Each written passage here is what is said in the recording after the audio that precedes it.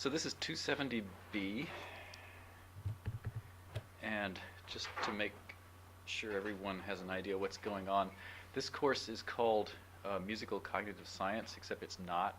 It's our cognitive psychologist retired about 10 years ago, and I actually offered a course called Musical Cognitive Science once 4 years ago, not knowing anything about the subject. Did a kind of bad job of it. It's all on film, so you can go check it out if you want. And meanwhile, the course is being reflagged in a way to focus on analysis. So there is some idea about analysis being what your ear does, but more of an idea about what analysis is, about what you can make your computer do. Perhaps, what's the right word? Perhaps conceived as an audible thing, but perhaps conceived as something where you would really just want to find something physical out about a thing that was happening, right? Before we get too deeply into it, what I would like to propose, since there are two people I haven't seen before, is to ask everyone their name and where they came from, so that we can all get a first shot at getting to know each other. It's an interesting crew this time around. So if you'll start, yeah. Yeah, so I'm Karen. I'm from theater and dance, doing sound design. And you were in 270C a year ago, yeah. Yeah, right. Okay, cool. I'm Nicole. I'm doing computer music.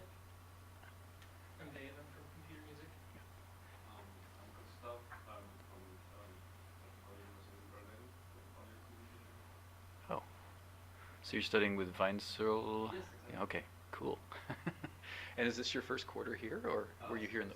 You were here in the fall. Okay. Yeah. Gustav. Okay. You went. I'm John. I'm in music now.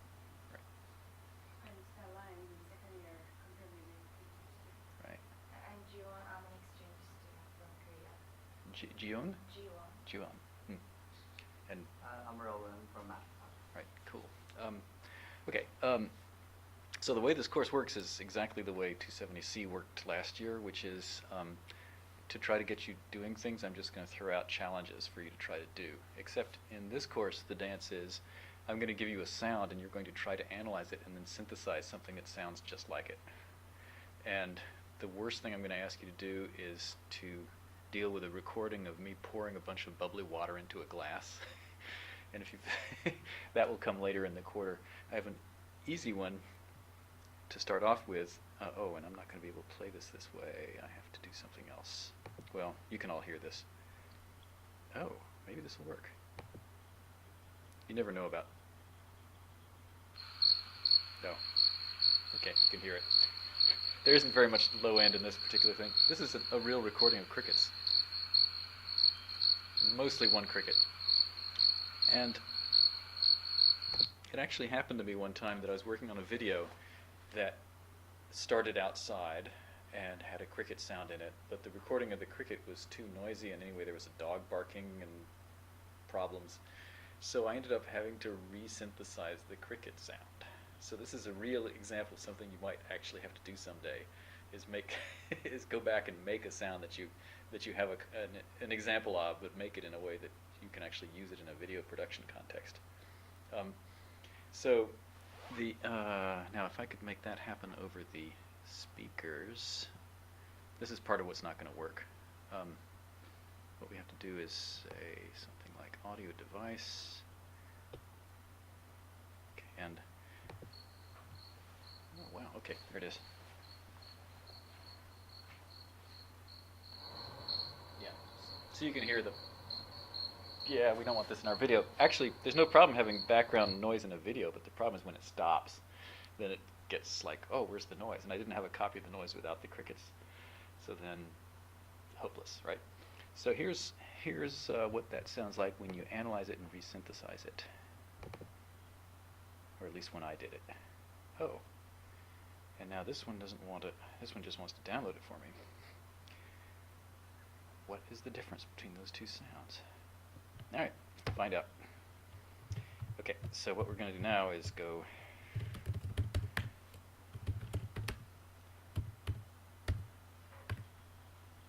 play it. And what audio device does PD want? This is what I was trying to do before you all came in. Okay, I do not want any input at all. let's do that. Yeah, put that. And now how is this going to work?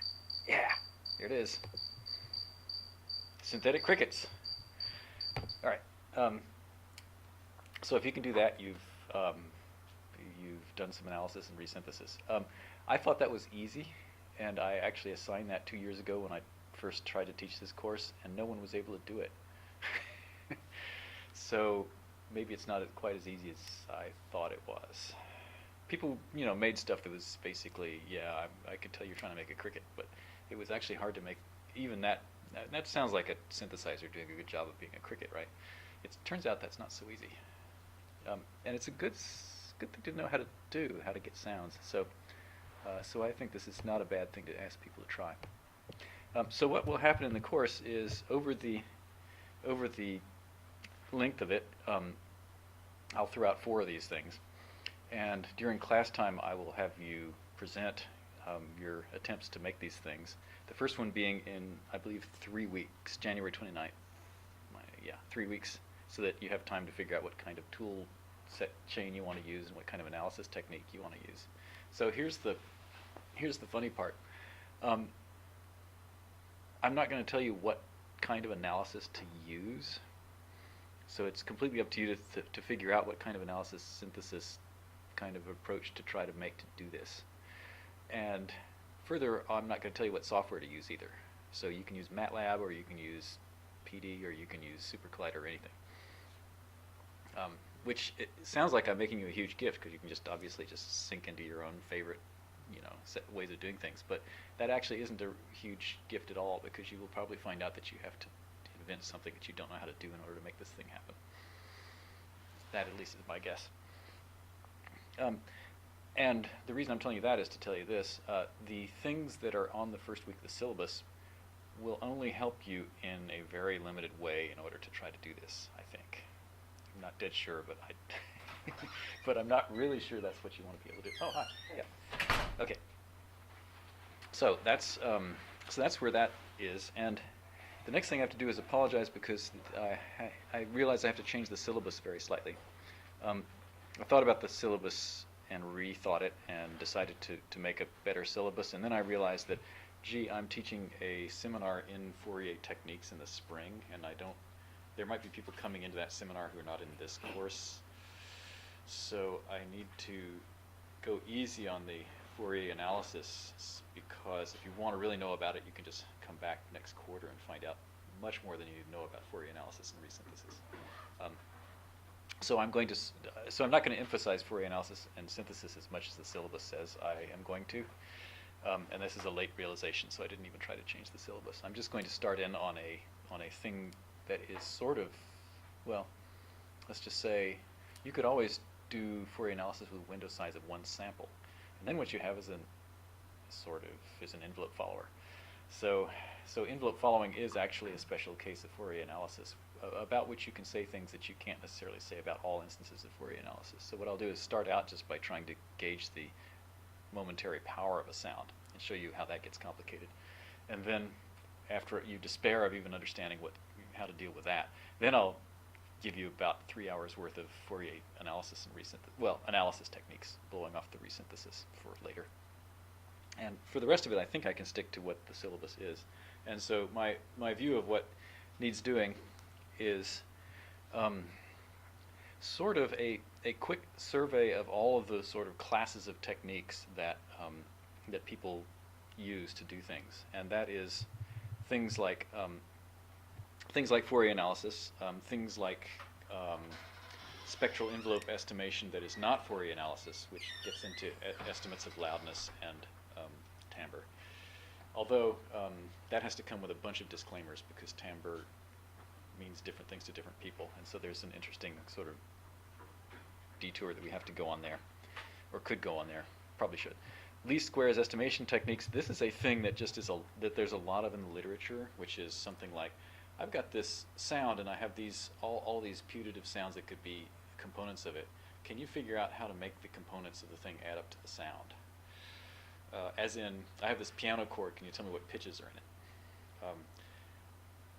Or another thing which comes down to least squares estimation, but is in fact is something different, is, or the details of which are different, is linear predictive analysis, which is usually described in computer music as being a way of guessing spectra, but in fact is a thing where you have a bunch of things that you can measure, and you want to predict the value of something that you can't measure, or maybe will only measure later in time, and you want to find the best linear combination of the things that you've got to predict the new thing.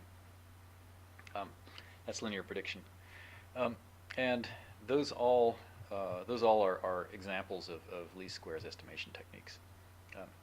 Pitch and pitch estimation. Now this is a dog's breakfast of stuff. It turns out there are like 10 fundamentally different approaches to trying to guess the pitch of a sound. Plus, there are many definitions of what the pitch of a sound even is if you just go reading around at what people say about pitch. And so even though it sounds like, oh, it's just a signal and we want to just find the period of the signal, as soon as you start applying it to real situations, it gets very hard. And the interesting thing that seems to be true about it is that the answer shouldn't really just be a number, but should be something like a complex of possible numbers. And that's probably a more useful way to think about pitch than is the thing that a pitch tracker does, which is just try to give you a number. Okay, so that's pitch. And meanwhile, that's maybe the most horribly technical thing in the whole course, because at some point I'll inflict on you how Sigmund works, which is hardcore. Then people's attempts to think about the tonal musical values, like what scale are we in, what is the current harmony of what's going on in a bit of recorded sound, or even in a bit of notated sound, music. And there are approaches to doing that about which you can learn things. And then it goes kind of crazy after that. I'm not going to try to talk about segmentation, beat, and rhythm right now because I don't know, I'm completely dissatisfied with what I've been able to find out about it. so I'm hoping that I'll be able to find something else about it by the time we get to that week that I don't know now. And then new topics that I've never tried to include in this course before. First off, an approach to thinking about how sound moves through the air, and what that has to do with what kinds of measuring devices you might put up to try to capture it. Which some people say, yeah, that's like recording, and yeah, it's like recording, except that if you think about it in terms of a sound field and a sensor, and trying to actually understand what the sound is in a room, you will come up with a particular approach to recording that might not be what recording engineers tell you to do. And then finally, just because every once in a while someone wants to run an experiment, maybe we need a session on experimental design. So experimental design basically means things like what kinds of questions do you ask, and how many times do you have to run the experiment, or how many subjects do you have to come in and do the experiment before you will actually get a significant result that you can believe the truth of. And then how do you analyze the results? So the very fundamentals, nothing deep, because this could be a year-long course, but the very fundamental foundations of what you do when you're making a statistical analysis of a real live experiment. And I think that actually belongs in this syllabus for reasons that I'll try to explain. But on the other hand, that's the last class, so if, as is very likely, we run late on the syllabus, then that's the one that will fall off the end. Okay, and it is sort of the wild card. And oh, and by the way, notice that it is on March 19th, which is finals week. And so here's the joke about Monday courses in winter quarter. There are only 8 meetings instead of 10. It's not my fault. So I'm adding a 9th meeting, which is finals week, and then for the rest of it, I don't know, I'll just shortchange you one 3-hour session, which no one has ever complained about in the past. Okay, so that's what the course is. And yeah, I'm just going to start in and try to make sense. And oh yeah, so I have a tendency to do 2 bad things. One is I mumble. And so if I'm mumbling and you can't hear me, just cup your ears ostentatiously, and that will remind me that I should stop mumbling. The other thing is, besides the fact that I'm hopelessly disorganized, the other thing is that I go too fast and frequently skip over details that are crucial things to understand in order to be able to understand what's going on. And so this is just to urge you to always stop me when I'm doing something that I haven't actually prepared the way for, and make sure that I'm actually explaining all the background that's needed in order to make sense of what I'm doing. So if I just assume some piece of knowledge that you don't have, you should not assume that everyone else in the room has that piece of knowledge and that you're the one person who doesn't. Most likely it's the opposite, that either that knowledge just doesn't even exist and I'm just assuming something out of nothing, or else that it's something that I should probably explain. So now, next thing is, do we have, yes, oh, cool, oh, accept. Yeah, okay, so this is our blackboard for, oh, do you see this? Good, and then I hit this one, and then I say kablam. Oh, that didn't work. Give me, I'm using Inkscape. Oh, there, that's the problem. So the question is that a decent font? Is that legible to people in the room? Okay, great. Okay, so we have Blackboard. We have a movie that is being recorded, and since this movie recorder sometimes stops, if you ever see this number at the top of the screen, quit oh, I need a mouse. Well, I'll use this for now. If you ever see this number here, quit changing, that's because my recording app has gone dead. And please alert me to that fact so that I can restart it, because otherwise it's going to be horrible. Okay, mouse. Last USB. Okay. So the sort of modus here is I'm going to go back and forth between doing things in pure data and trying to explain what's going on with the things that I'm doing. So the desideratum right now is this. There. Desideratum right now is this. Someone is going to give me a sound coming in.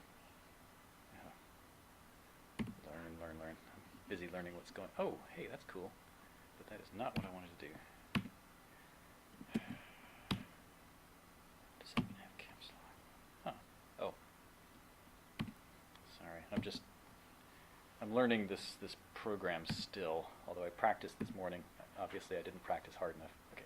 I think we got it. Okay. So someone gives you a sound which looks like this, say. That's supposed to be a sinusoid. And now I'll say Shift F6 and draw myself a nice axis. Okay. Time, voltage, or pressure, or whatever you want to do. And what we want to have come out of our amplitude estimator is this kind of a signal. In other words, so one of them is an axis and one of them is this. Let's draw this as if it were an axis. Right? So someone gives me a sinusoid and I want to come out and I want to put out a thing which just tells me what is the amplitude, either the peak or the root mean square or some measure that, in some units, what is the amplitude of the sinusoid, right? And that's easy, right? It will turn out that if, although I can only do this later when we get to linear prediction, I think, it will turn out that if I actually know that the thing is a sinusoid, then this problem is rather easy. I can do it just given 3 points out of the thing in time.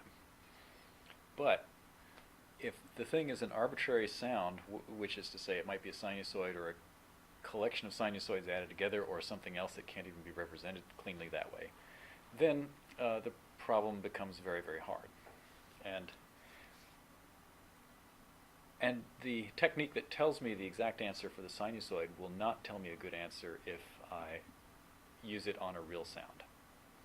Now, the reason for even saying this is because if you're writing a paper for an IEEE journal and you're saying, I'm trying to estimate the loudness of a signal, the first thing the reviewer is going to say is, what's your model? Are you looking for a sinusoid? Because the engineers all assume that you're doing radar, and what is really happening is there's some antenna out there that's pumping out a sinusoid that you're picking up in your antenna, and you want to actually find out what the amplitude and, say, frequency of that sinusoid are. And the literature is full of this. And in fact, well, let's not get into it. The thing is, that literature is completely useless from a musical point of view, because no musical signal, unless your Alvin Lucier, is actually a sinusoid. And then if you're Alvin Lucier, you actually know what the amplitude is, so you don't need this procedure at all anyway. So what would you actually do in reality? Well, the answer is sort of like this. What we're going to do, let me do it wrong a few times, and I'll try to do it entertainingly wrong until we actually get to something closer to rightness. Okay. So the first thing I'm going to do, start pure data. This thing is still going. Okay. Sorry. I'm in fear of stopping my recording by kicking it off the audio device, but it looks like I got it okay. Okay, all right, so now, all right, envelope follower, what do you do? Well, it's easy. All you got to do is this. We'll get ourselves a new patch. I'm going to save this, and the convention is going to be, first off, wrong course number. Convention is going to be that I'm going to give these patches names like 1A, and then I'm going to try to put something in the name to say what the patch is, and then when you try to download these patches, you can figure out what's going on. Okay, so this is going to be envelope follower.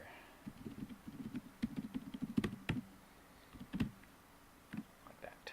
Okay, and just to maybe first off to cause some trouble, let's get a nice analog to digital converter. I need to make this a little bigger. Font 12. Okay. Okay. So first off, let's say, well, all you have to do really is just say env, and then out it comes, right? So here's envelope following.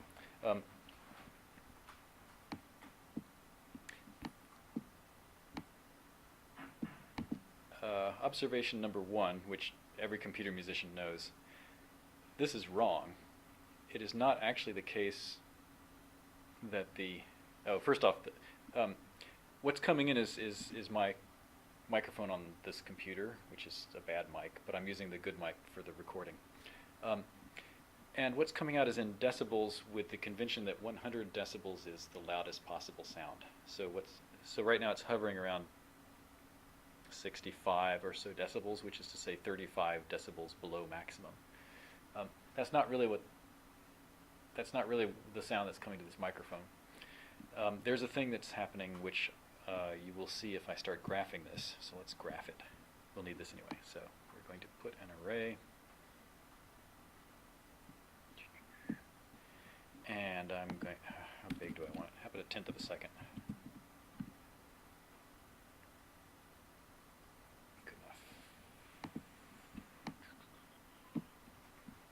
Oh, I've got a mouse. Let's use the mouse.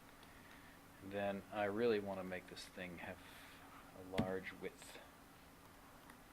Maybe the rest of it's okay. Okay, and now we're going to say tab right array 1. About programming environments, I'm just going to use pure data myself, which is not to say that you have to use pure data, but on the other hand, if I'm doing something and you want to know how I'm doing it or what the thing that I'm doing does, go ahead and ask, because I don't have to assume that everyone here knows all about pure data.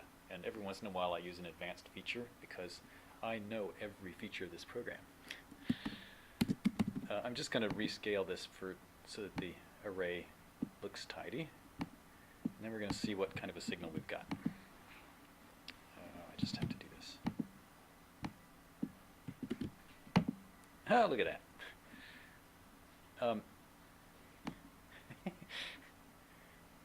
Can someone tell me what I just did wrong? Why does that doesn't look anything like the sound in the room, right? What's the difference between this signal and that signal, which is what we're actually listening to?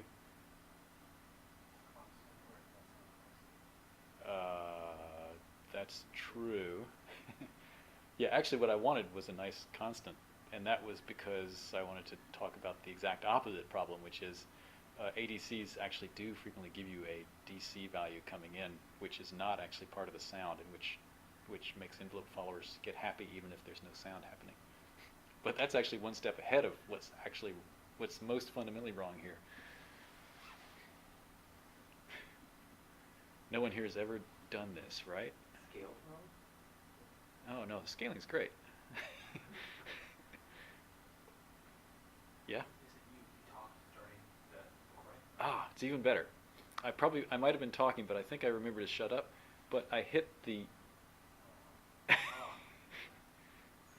I hit the computer in order to start the thing recording, and the table is 1/10 of a second long, and so what you're looking at is the computer shaking after I hit the bang button. There. I used the mouse instead that time. Okay, so what's wrong? Oh, I was hoping to see something wrong that isn't quite wrong. There should be a huge DC component to this thing, and there isn't, probably because there's so much garbagey noise in the room that it actually is more significant than the noise itself. Well, how would we find out? Oh, here's how we find out whether it's there or not. We get rid of it and then see if things change. So what we're going to do now is say high pass filter, 10 hertz or so, and then I'll run it through the high pass filter and see if this quiescent value of 60 something decibels goes down to something smaller.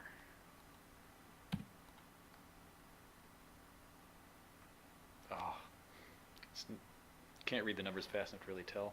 I don't actually think that what happened changed anything at all. I think I failed to show you that DC is a significant factor here.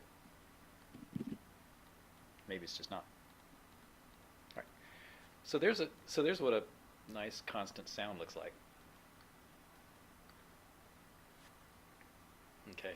And of course, okay, so observation number 1, that's not a sinusoid. Observation number 2, it is not a constant level. It is a thing that's constantly moving, and what you want is to get something that represents how the thing is constantly moving as a constant level, right? Precisely like this thing does. Like if I took this, and this is not really what I should do, but I'll do it anyway. Let's take this thing and change it from RMS to, no, dB to RMS, so that it's back in the same units as the original sound.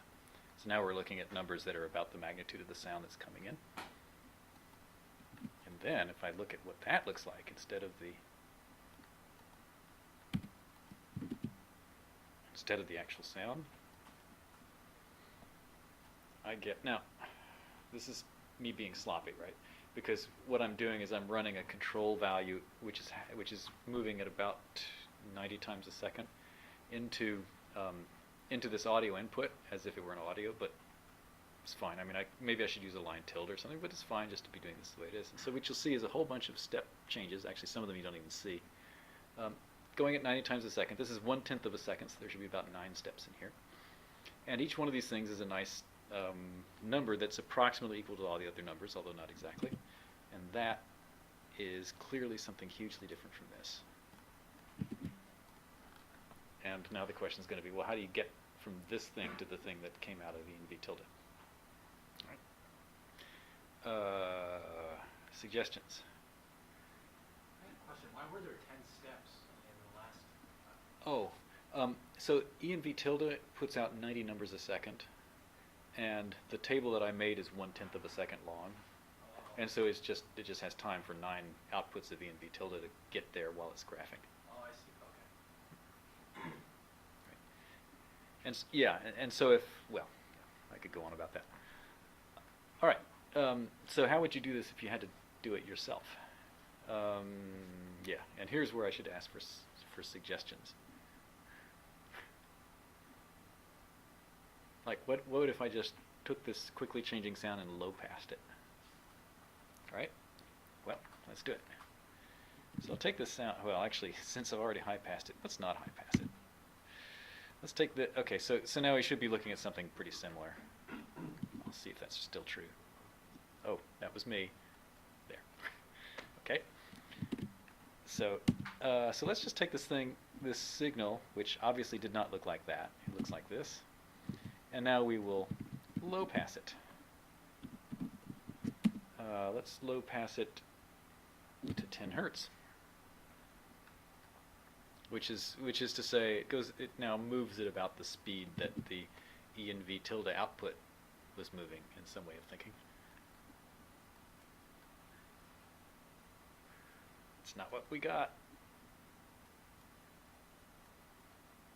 In fact, average value there is kind of 0.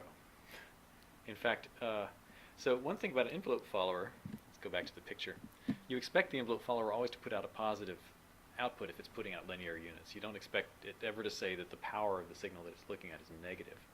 That wouldn't make sense. So it's deeply wrong that this thing is sometimes putting out positive numbers and sometimes negative.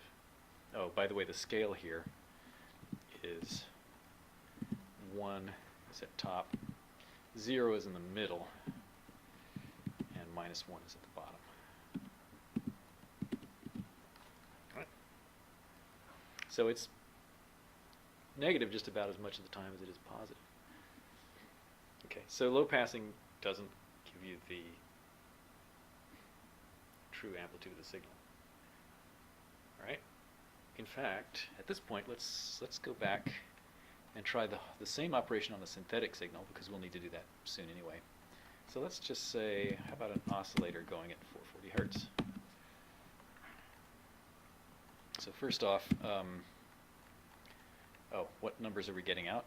We're getting, I don't want to explain yet why we're getting 1 over the square root of 2, but that's what we're getting, but that's fine. At any rate, what we're getting, if we look at it here and graph it, what? How does 0... Oh, I'm multiplying by 10. What is just... This is real. And I'm looking at zeros here.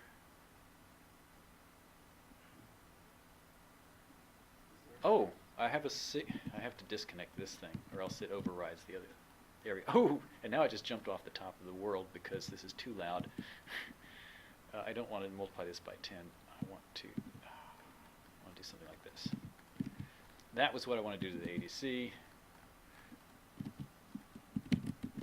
But this thing is a full blast sinusoid, which should just be looked at on its own right, like that, and then graphed like this. There we go. Okay. That is a nice solid envelope follower output, right? Now, the thing that I put in order to get that nice output is the sinusoid. All right, that's what that should look like. It's going at 440 times a second, and I'm doing 1/10 of a second, so there should be about 44 oscillations there. Looks good. Okay. And now if I say, cool, why don't I just solve my problem by applying a low pass?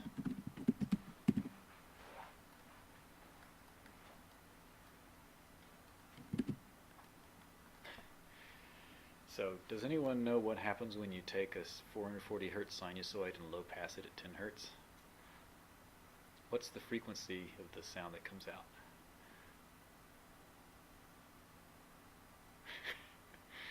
It's after lunch. If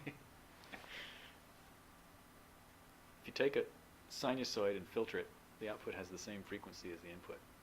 And in fact, you can see that. It's wiggling just as fast in time as it was before. What the filter does to a sinusoid is it messes with its amplitude. So this did not do what we wanted at all. Okay, because what we wanted was a thing which is just hanging out maybe at 0.707, but at some reasonable value. So what do you do? Well, I'm just going to cheat and jump to the next idea. Okay, so this thing here is a sinusoid that is as much negative as it is positive. Let me just move the 0 to where reality is. I should make this happen really, but I'm just going to do it by hand. All right, so this is as negative as it is positive, in the same way as the original sinusoid was as negative as it is positive, because it's still just a sinusoid at 440 hertz. It's just greatly attenuated. And one of the rules about envelope following is, no matter what you put in, you should expect either 0 or a positive number out. So good ways to take a number and make sure it's 0 or positive. Well, obvious first step might be to take the thing and just take the absolute value of it. Oh, now we've got crazy patterns here, but ignore the funny aliasing effect of the graphics, or else I could drop the frequency here so you can see it better. Ta-da! Oh, what the sound engineers call a fully rectified sinusoid. Right? And then we apply the low-pass filter.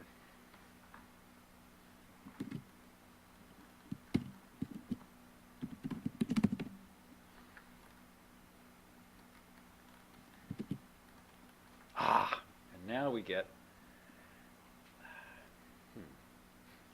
I'm not going to tell you a lie. This is actually not 0.707. This is another number. I don't actually know what this number is. But this is, in some ways, the average value of the sinusoid after it has been fully rectified to make it positive. Right. So that means if the sinusoid is positive, it feeds into the average, and if the sinusoid is negative, you flip it around to positive and then feed it into the average. And then you get a thing which has some of the properties that we're looking for. It is not exactly constant, but it's more constant than it was, in the same way that it became more constant when we low-passed it without rectifying it. So low-passing it without rectifying it gives me this. Right? Oh, right. It grew because I slowed it down to 110 hertz instead of 440. And now, if I rectify it and then low-pass it, I get that. And this is a sort of an envelope follower.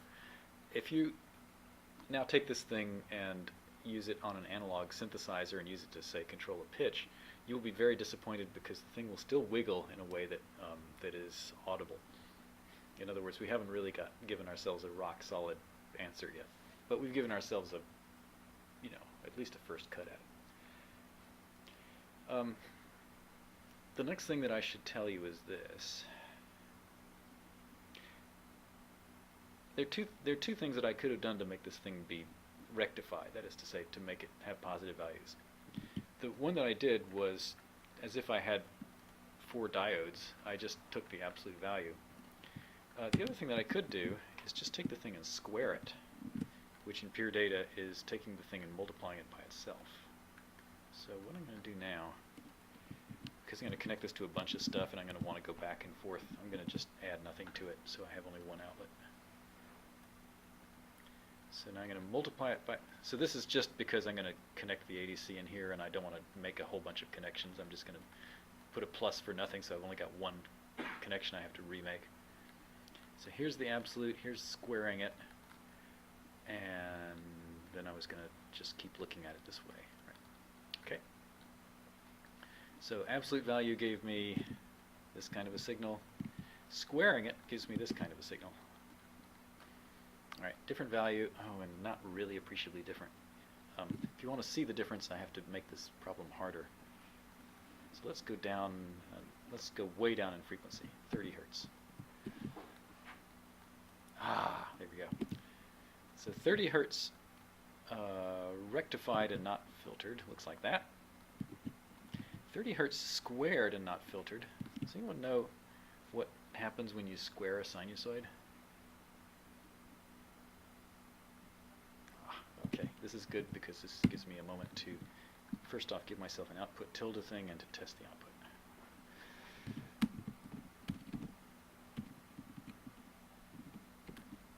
Hey. Okay, now I'm going to just copy.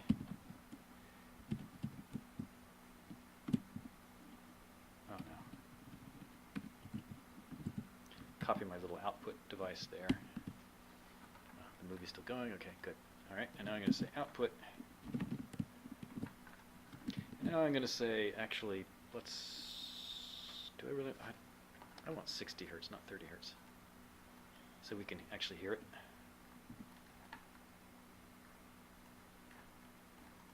"60 hertz sinusoid."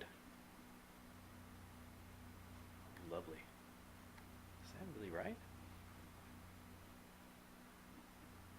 That sounds odd to me. Okay, I'm sorry. I have to give it a decent frequency so that we can actually believe what's going on here. 220. A below middle C. Okay. All right.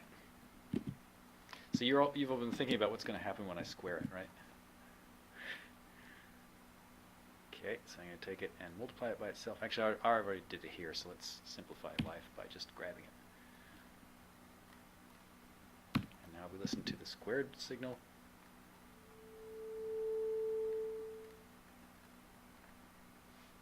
All right, has anyone got an explanation for that?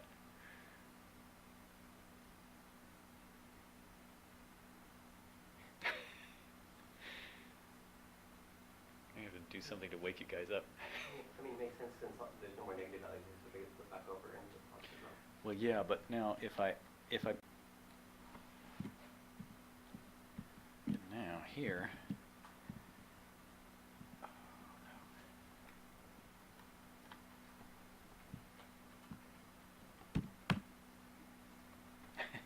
Thanks for catching that. And the rest of the class will thank you too, assuming you ever want to go back and look at this again. All right. By the way, I've been wondering for a year under what conditions that thing stops. I think there's something I do that makes it stop, but I don't know what it is. Okay. Anyway, we're back on. All right. So so are we doing the absolute value, or are we squaring? And what are the how do you think about those things? Well, one way to possibly think about that is this: when you square things, you do a thing that. Oops. What am I trying to do? When you square a thing, you do something that's a great deal easier to analyze than when you take the absolute value because of relationships like this. So in this case, if you just square a cosine, you get cosine of twice the thing plus 1. If you take a thing that's a sum of a whole bunch of sines and cosines and then square it, it turns out that you can analyze all the components of the product if you want to. And I won't go doing that whole thing because, well, first off, really to do it easily and well, I would need to get complex numbers out, which I want to try to do later. But it's interesting. The interesting thing about it is that if you just do 2 of these, say, so let's just do 2 of these. Let me make another observation here, which is this. If you took the sum of 2 things and squared it, which is sum of any 2 things, so let's get ourselves to where we can just say sum. So signal 1 plus signal 2, and then I'll square that. And that's equal to, well, it's the square, all right, so it's x squared plus y squared. I'm using pseudo code notation, which is kind of not very good, plus 2xy. All right. So what this is saying is that we took the sum of 2 signals and we squared it, and we got the square of the first signal, we got the square of the second signal, and then we got a cross product. Now, what about that cross product? That is the following thing. In this kind of a situation, and here now I have to actually I have to put time into the thing. So, whoops.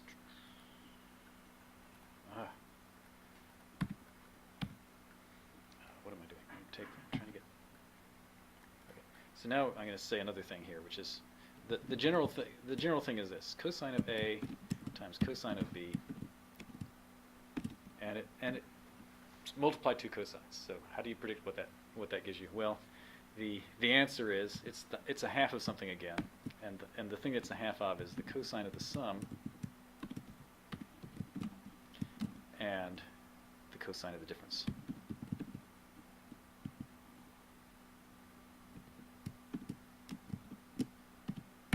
Like that. All right. This is the ring modulation formula. If you if you do this in computer music, usually you're talking about time, and so then the equation is something like this: cosine want to use A and B again. So let's say cosine of frequency 1, which is, I'll call it F, times time, times the cosine of some other frequency, G times time, right? Oh, let's space it the same way. So these are now two sinusoids. I'm leaving out phase, but it turns out if you stick the phase in, it just looks like adding a number into each of the things inside the expression, and everything will come out pretty much the same as it was before. And it's going to be equal to this.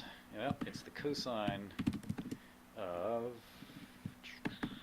F plus G times T plus cosine of F minus G times T all over 2. Conclusion. If you, oh, and by the way, here I did some simplification. This is the cosine of ft plus gt, and this is the cosine of ft minus gt.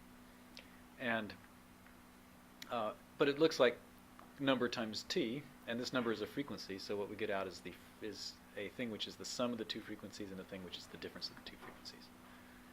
And that is the wonder of ring modulation, right? And so to get that, right, so that's this fact. That's the fact that if you took two nice oscillators, which we'll listen to,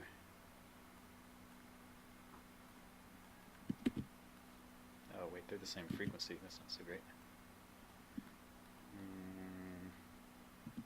No, let's make this be a control.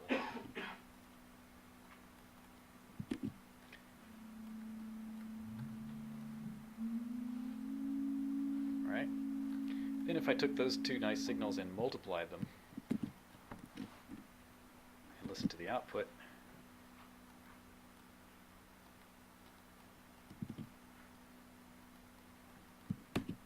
I'll hear two sinusoids, and one of them will have the sum of the two frequencies and one the difference of the two frequencies. So the difference is that low tone you hear, and the sum is the higher tone. So I put in this, and I got out this. Okay. Oh, and Is it the inverse interval as oh yeah. Okay. So I made it be a third, yeah. roughly a third, a major third, and so then they're in the ratio of about 4 to 5, which means the bottom one is about 2 octaves below, because it's 5 minus 4 is 1 to 4. And the other one is 9. So 9 to 4 is a ratio of, what is that? I think the ninth harmonic is 2 octaves and a major second. Yeah. Yeah. So in goes a third, and out goes a big major second. So major second plus 4 octaves, if I'm getting this right. But yeah, and the thing, if you do a fifth, it's too simple, and if you do a tritone, it's squidgy, and so the third was like the next thing I could think of that was not too simple and not too complicated. And if you want to know all about this, tune into Stockhausen's lecture on mantra, where he talks about all the wonderful pitch products of ring modulation and tries to make music theory out of it. And does so very engagingly, by the way. Okay. And now to show you what this looks like, it looks like this. So we'll graph it.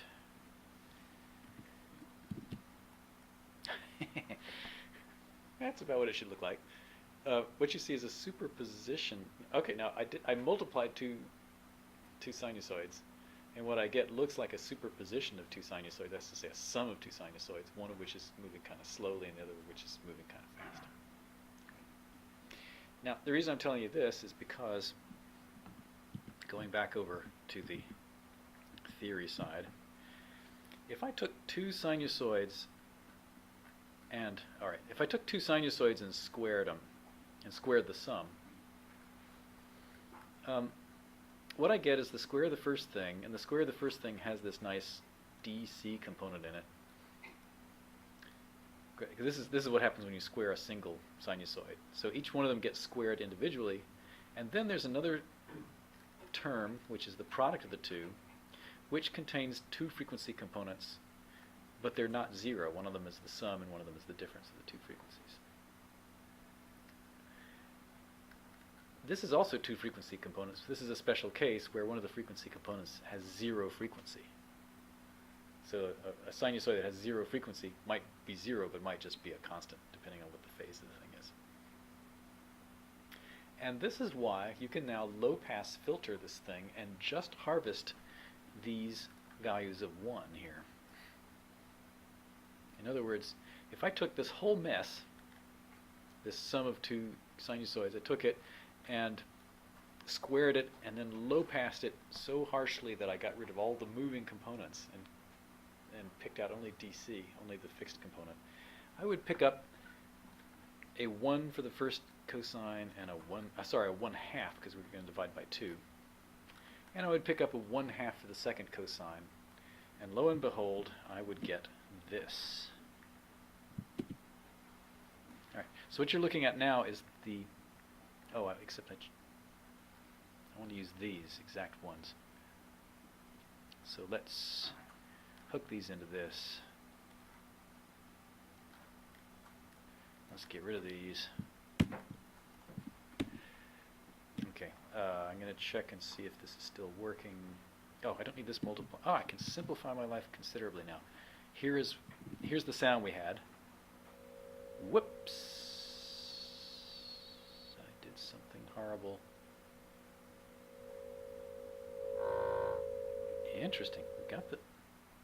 All right, do I have something going in there that I don't know about? Okay. I'm going too fast and clearly not. Okay. There it is. And then I'm going to take that and square it, but it no longer sounds the way it did.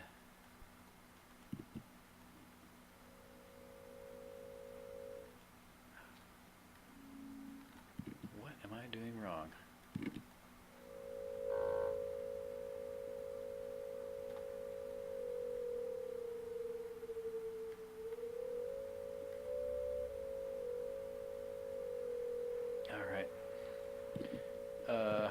All right, well, when you don't know what's going on, graph it. So let's graph this thing that we're listening to that is not what it should be.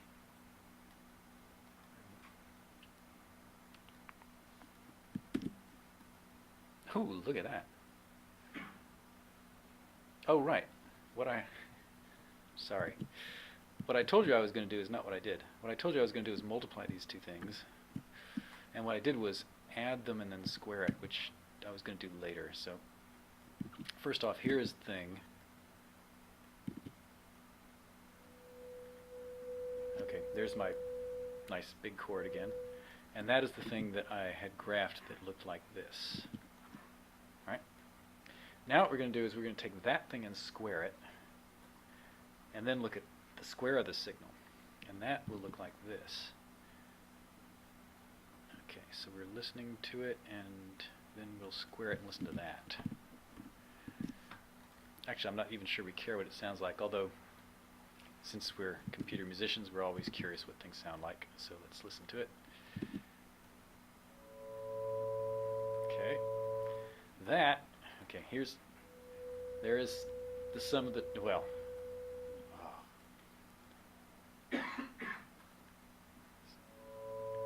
there is now the square of that wonderful signal that I made. And now what I'm going to do is look at that. And now we're going to get this wonderful signal, which is what happens when you take the product of two sinusoids and square it. Now here I've done something kind of stupid because I'm taking the product because I wanted to take the product in order to show what happens when you square things, and then I'm squaring it anyway. So what I need to do now is go back and do the thing I promised I was going to do, which is just take the sum of these two things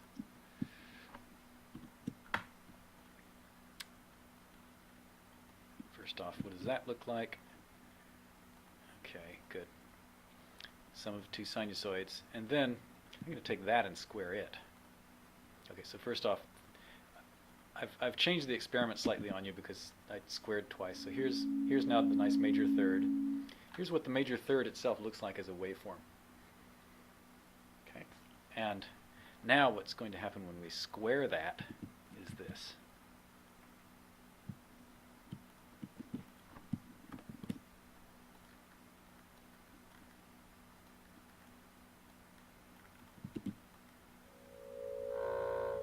Sorry. That, which is a more complicated sound than we got before. So you hear actually the two original pitches, but you also hear, can I just play it on the piano? Okay, so what we started with was this. Alright, I'm out of tune, but whatever. Oops. And then we squared it, and that gave us this pitch. And this pitch. Yeah. Okay. And now what we're hearing is this. Remember that, but then we're also getting these two numbers. Right? So I'll play this and you can see if you believe me.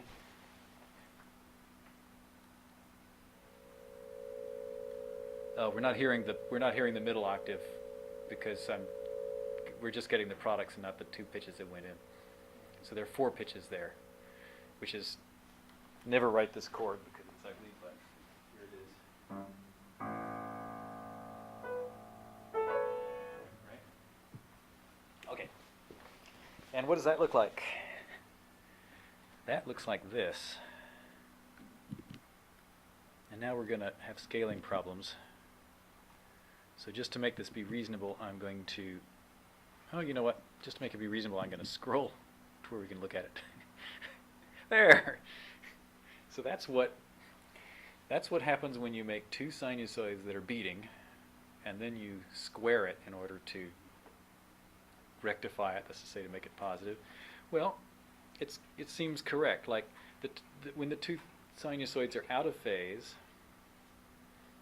which happens every 4 cycles of the one or 5 cycles of the other, then you get nothing. And then when they're in phase, you get an amplitude of twice. They're helping each other. And then when you take that sinusoid whose amplitude is changing and square it, you get a sinusoid that, or well, you get 1 plus a sinusoid that grows and shrinks in amplitude. All right? And now we apply this to our envelope follower.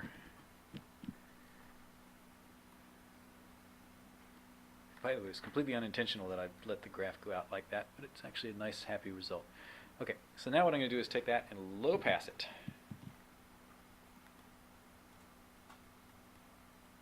And then we're going to see this. Now, this doesn't look quite like what I showed you before. What I showed you before was essentially the same thing, except this frequency had been 440. So going back to that example, I'll take this thing and make it 440. So we have an octave here, and then we square it, and then which rectifies it, and then we low pass it, and then we see this. This is roughly equivalent to the picture I showed you before. Now the gotcha is, well, okay, so first off, the good news is this. Oh, right, it's a special case, though, that one of these is twice the frequency of the other. It was better pedagogically to have the 2 be more complicatedly related so that you would actually see all the 4 products separately. But at any rate, what is happening now is we're taking 2 sinusoids, we're adding them, and then we're squaring the result, and now we can use the algebra to tell us or to predict what should happen. And the prediction about what should happen is that we should see a bunch of stuff that's wiggling around, and then we should see a half twice, and so we should see a total of 1. So this x squared term gave me a half constant out, and this y squared term gave me a half constant out, and the total result is 1. If there were only one of these 2 sinusoids, like this, just get rid of this one for a second, then I should expect to see only 1/2 come out. Grab it. And not only is it a half, but it looks less ripply, but we can go back and revisit that question in a second. Okay, that 1/2 is this 1/2 here. Now, there's one ugly, am I going too slow? Is this, no? Okay. There's one ugly fact about this, which is that the units are messed up. So at this point, if I took this input and decided to try it at different amplitudes. So now I have to make myself a multiplier so I can change the amplitude. I'll initialize it to 1 so we get back to where we were, because I've already made one mistake. I want to just make sure I don't blow it again. Okay, good. So now we've got this same result that we had before. If I take this thing and double it, does that mean that this thing will go from 1/2 up to 1? No. The thing is, I squared the thing before I filtered it, and so if I rescale this by a factor of 2, what comes out of here rescales by a factor of 4. So this, what's coming out of the low-pass filter, is in units of the square of whatever it is that I put in. So if I'm putting in volts, this thing is coming out in units of volts squared, right? And etc. Okay, so if we were analog electrical engineers, what we would say is, yeah, we'll put those volts, that voltage into a fixed resistance, like 8 ohms, like a speaker, and then the current that goes through it will be the voltage divided by 8, so it's proportional again to the voltage. So the power, which is the voltage times the current, is proportional to the square of the voltage. So square of voltage is essentially power units to an electrical engineer, depending on the resistance load anyway. So what we're doing here is we're just enjoying the fact that if you double a signal, you quadruple its power. All right? Now, this is not I mean, you want to do this if you want to talk about power and talk about power loads, but of course if you want to just get something that's back in the units of volts, what you do is you take the square root of it so that it goes back to reasonable units. And now, let's take this back to 1. A good thing happened and a bad thing happened. The bad thing first. It's no longer 1/2, it's the square root of 1/2, because I took the square root. That's an ugly number. It's 0.707 roughly. Okay. And on the other hand, now if I double it in in amplitude, thereby quadrupling its power, I only double what happens here. So instead of 0.7, it gives me 1.4. So now I've got a thing which goes up and down linearly with the linear strength of the input. The units of this signal are called RMS, root mean square. And what root mean square means is I squared it, and then I took an average. Mean in this sense is average, as in, I don't know, mean squared, whatever, anyway. Mean squares or whatever it might be. So here's a square, here's taking the mean, and here's taking the root. So root mean square is take the root of the mean of the square of a signal. Oops, that's the squaring over there. All right? And the root mean square amplitude of a sinusoid is the peak amplitude divided by the square root of 2, or times the square root of 1/2. The peak amplitude of this thing is 2. So peak amplitude simply means how big does the thing ever get. And so the peak amplitude, you find that out by inspecting the original waveform, and you see that the peak amplitude is 2. The RMS amplitude does vary proportionally with the peak amplitude, but is always the square root of 2 times it. Oops, what am I doing? Sorry, it's always it divided by the square root of 2. And that's not terribly clear in this picture. Oh, how to make it clear is I'll take this thing and change it to units of peak just for a second, because I don't want to leave this in because this is bad practice. But if I want to not be confused, I'll divide this by the square root of 1/2. It's simpler is to multiply it by the square root of 2.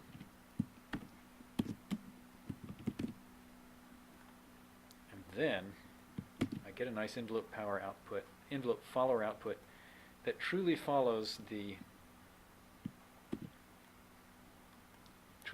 peaks of the original sound.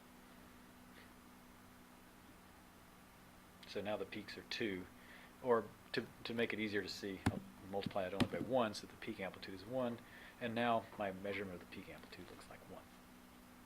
Okay, everything is good, right? Except for one thing, which is that this filter is only as good as it is, right? And so what is going to happen is two things. First off, as I reduce the frequency of my sinusoid going in, okay, so let's put this on a metronome now.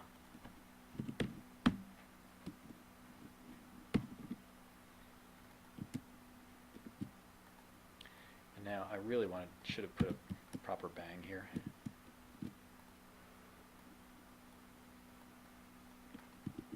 Okay, so now we're just going to continually graph it. And now as I drop the frequency, something bad happens, which is that it gets more and more ripply as the frequency drops. Right?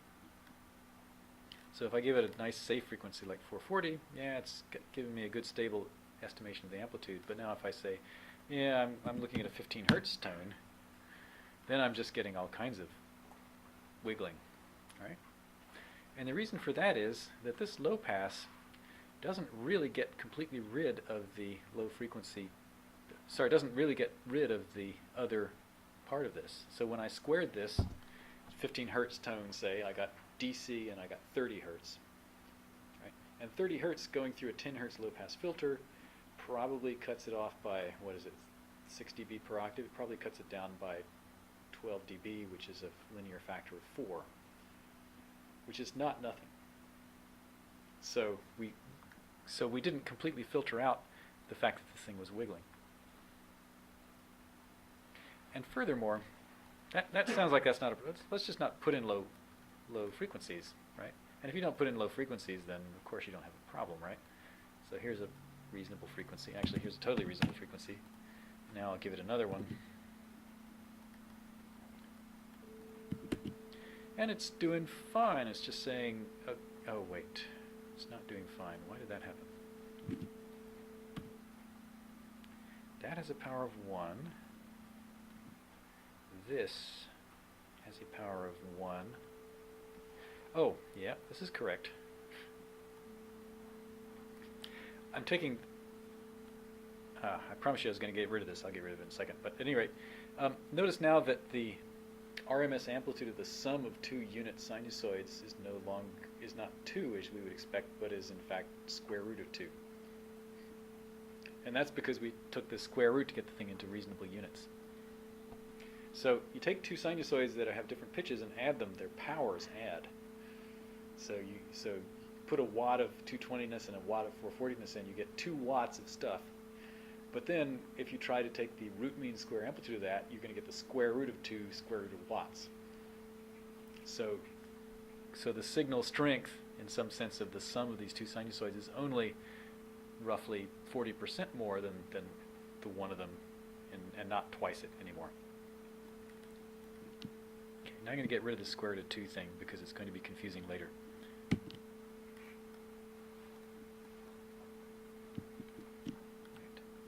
Now, okay, so now I got rid of the square root of 2 things, so now it's actually more confusing in some respects. If I just give it one sinusoid, we get 0.707, which is 1 over the square root of 2, or the square root of a half. But now if I put 2 of them in, then that increases it by a square root of 2, and that pushes it up to 1. Very good. And now, I'll take this one and start changing the interval to a major second, say. And now I've got a problem. And the problem is this. I'll quit listening to it for a second. The problem is now that when I squared this thing, I got 440 hertz and nothing. So it's easy to filter out. I squared this, I got something even higher and nothing, easy to filter out. But when I square the sum, I also get the other 2 frequency products, which we could listen to. Here's what the square of the signal sounds like. Oh, you can't even hear the low tone. You'll hear it. Hear that thing? Now listen to that go down to below where the speaker can't do it anymore. It's actually now going at 20 hertz.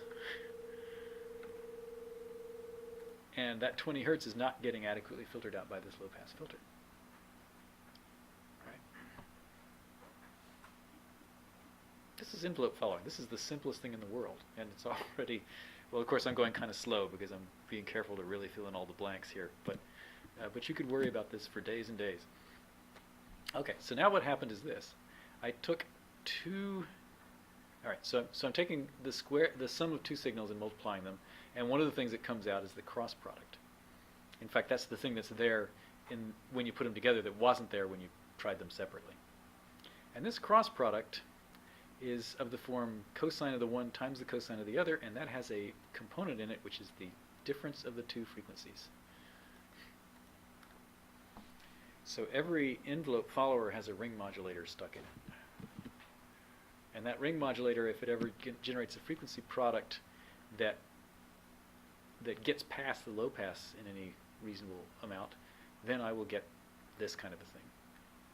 And then the other thing to think about now is maybe this thing is actually telling the truth. Because when we listen to this thing, no, let's listen to the original thing. It's beating. So aren't we just actually correctly following the fact that it's beating?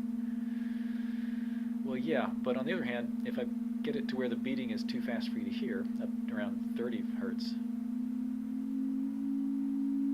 well, let's make it be, what's that, 60 hertz? I've still got a lot of wiggle here, despite the fact that I don't hear the signal beating. Now, if I look at the signal, it'll look like it's beating, like this. All right? So these two sinusoids are beating. They're just beating so fast that you can't hear the beating, and instead you hear it as two different frequencies. But the envelope follower doesn't know about ears. It just knows about mathematics. And so the envelope follower duly reports the beating as a change in amplitude, a periodic change in amplitude. So it sounds like there's actually never going to be any way to do a decent envelope follower at all. And the truth is, there is no perfect envelope follower. Every envelope follower you ever see is going to be some kind of a, what's the right word? Some kind of a compromise about this. The good news is, if you are taking a monophonic instrument and playing it into an envelope follower, as long as the fundamental frequency of the monotonic instrument is above 100 or so, then all the partials are spaced 100 hertz or more apart, and then all the beating that happens that you want to get rid of is happening up above 100 hertz, and then you have at least a fighting chance of filtering it out using your filter. So you can actually make an envelope follower that works pretty well on monophonic instruments. But as soon as you give it two instruments playing, say, even a major third apart in this kind of frequency range, you can pretty much kiss it goodbye. You're never going to get a good envelope follower stable result out of that combination of tones. You're going to have to do something else. And what that would be, well, I'm going to suggest that you take an FFT to it and apply higher reasoning, but that has to happen later.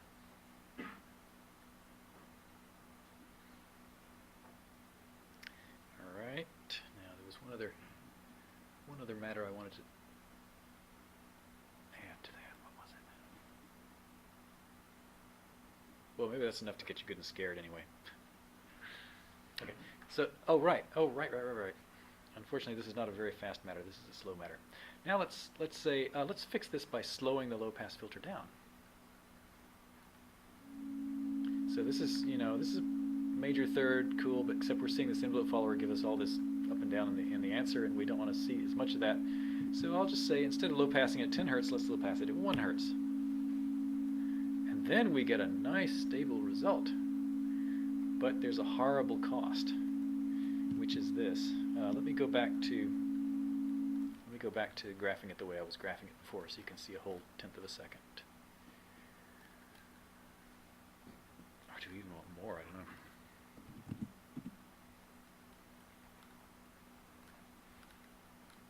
Okay, now we see the whole thing. And now I'm going to do something else, which is I'm going to just give it a single sinusoid now.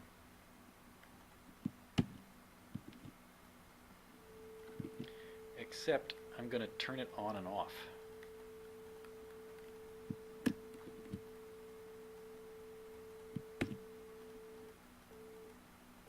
Oh wait, I'm sorry, I'm playing the square of it. Let me play you the original sound. Right? And now look at the horrible thing the envelope follower does. It gives me the correct answer eventually, but it takes forever to get up and down there. And of course that's correct, because after all, we're low passing this thing at 1 hertz. And if you take like for instance, if I even just took a toggle and stuck it right in the low pass, what's it going to do? It's going to sort of hike up to the thing, but it's going to take its time getting there, right? In fact, now I need to change the scale again radically. Actually, let me change the low pass filter back to 10 hertz so we can see it. And now what I'm going to do is I'm going to give myself a bang that both graphs it and toggles it. That's what happens when you take a step function and throw it into a 1/10 hertz, or sorry, a 10 hertz low pass filter. It takes it, this is 1/10 of a second, and it takes it basically on the order of a 1/10 of a second to settle on the value it's going to scoop up to. And similarly, if I turn it off, it takes it roughly a 1/10 of a second to get back down. And that can be quantified, but I'm not going to irk you with quantifying it yet. All right? And of course, now I could say, yeah, that's fine. If I wanted this thing to be faster, I'll just, low pass it at a higher frequency, and then we get faster, right? But on the other hand, when we do that, then when we try to use it for an envelope follower, how did that just happen? Oh, turn that off. Then we're back to the other problem.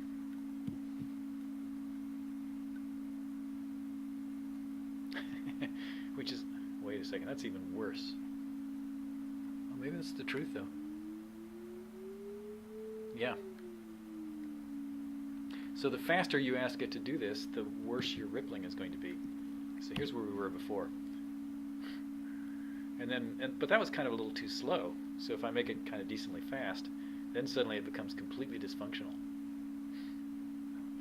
Even if I give this thing like a big interval, it's kind of messed up.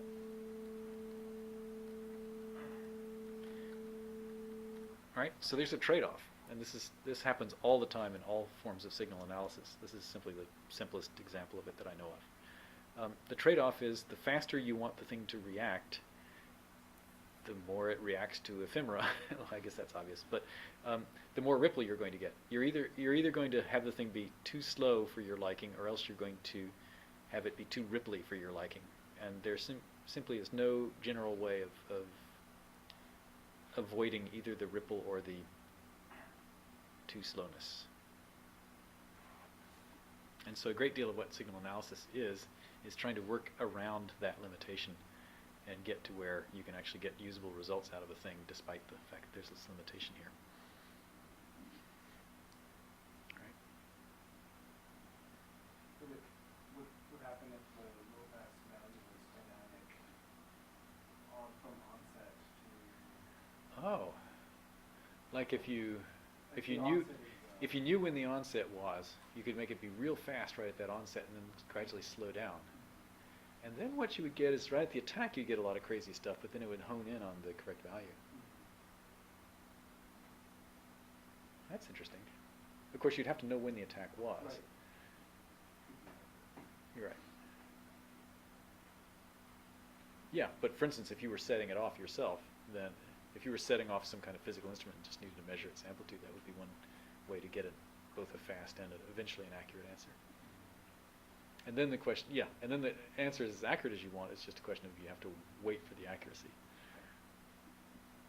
Which wouldn't be contingent on the speed at which it kind of goes back to 10 or 1.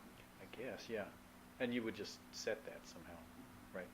Or another thing is you could just be running more than one envelope follower. Run 10 of them at 10 different speeds. And one of them gives you the nice low ripple thing, but you have to wait for it to wake up.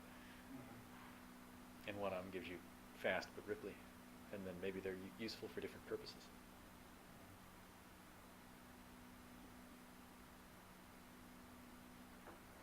Yeah, that's gonna come back at us when we're doing pitch following, because the situation gets even crazier in pitch land.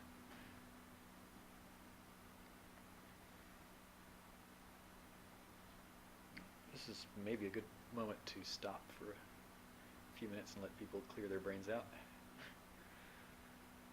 Okay, so let's call a 15-minute brain clearing out break, and then I will forge ahead, our recording. All right, sorry. So now what we're going to do is work on getting real valued signals and turning them into complex valued signals, or to put it another way, taking a sinusoid in and giving us a sinusoid in, or a pair of sinusoids in phase quadrature out. Right? The thing that I usually tell people about this, and which I guess I'll tell you, is that you don't actually want to know the gory details about how this thing works. I think Tom Erb actually knows some of the gory details about how this works, but the basic deal is you go looking in engineering journals and you find out how you actually make these filters. Most of the time what you do is you just go get them. So let's get a nice oscillator. I'll get a slow enough one that we can look at it on our array. Oh, I think we're done with this.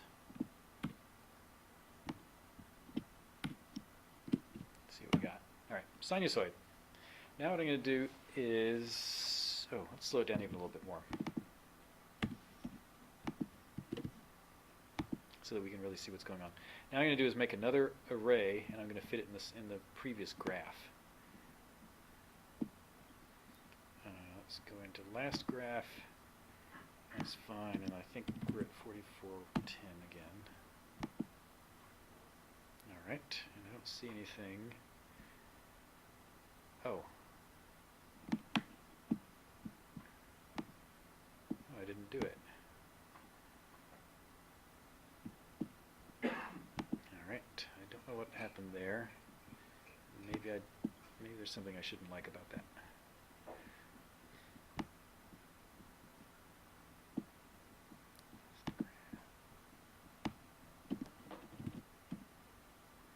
Array 3. Well, actually, if it wasn't going to work that time, it wasn't going to work again.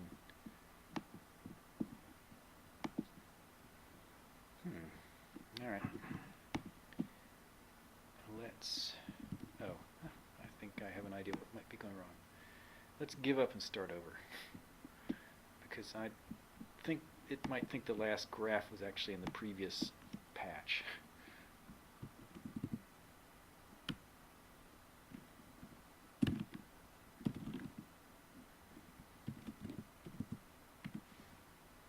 Try this again.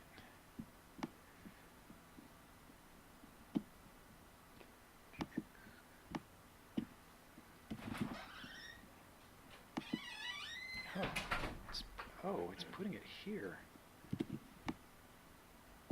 What is going on? Oh, this is beautiful, but it's not correct.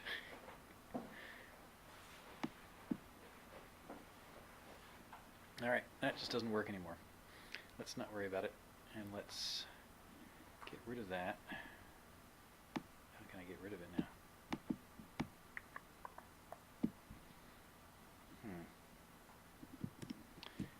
Let's just start over again.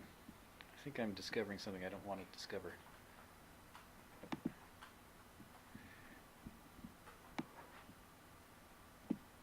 Good. All right, so let's just be normal.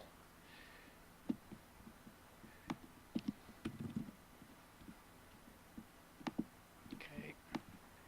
And then, hey, come here.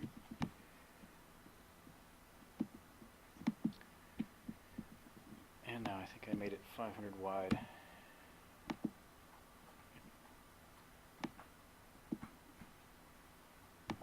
Now I'm going to want to be able to synchronized recording into the two arrays, like this. And then what I'm going to do is take my nice sinusoid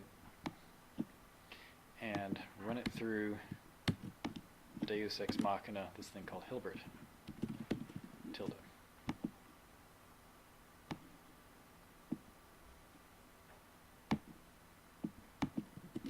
then we're going to get nothing because I haven't turned this on. There it is. Then we get, hello. Now we're going to have a little bit of a slowdown.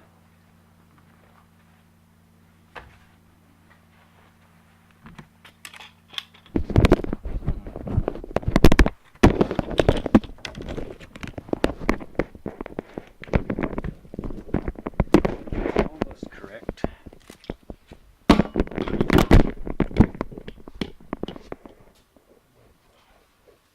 only thing is cosmetic situation here. This is why you should never spend more than $250 on these things. Ha. All right.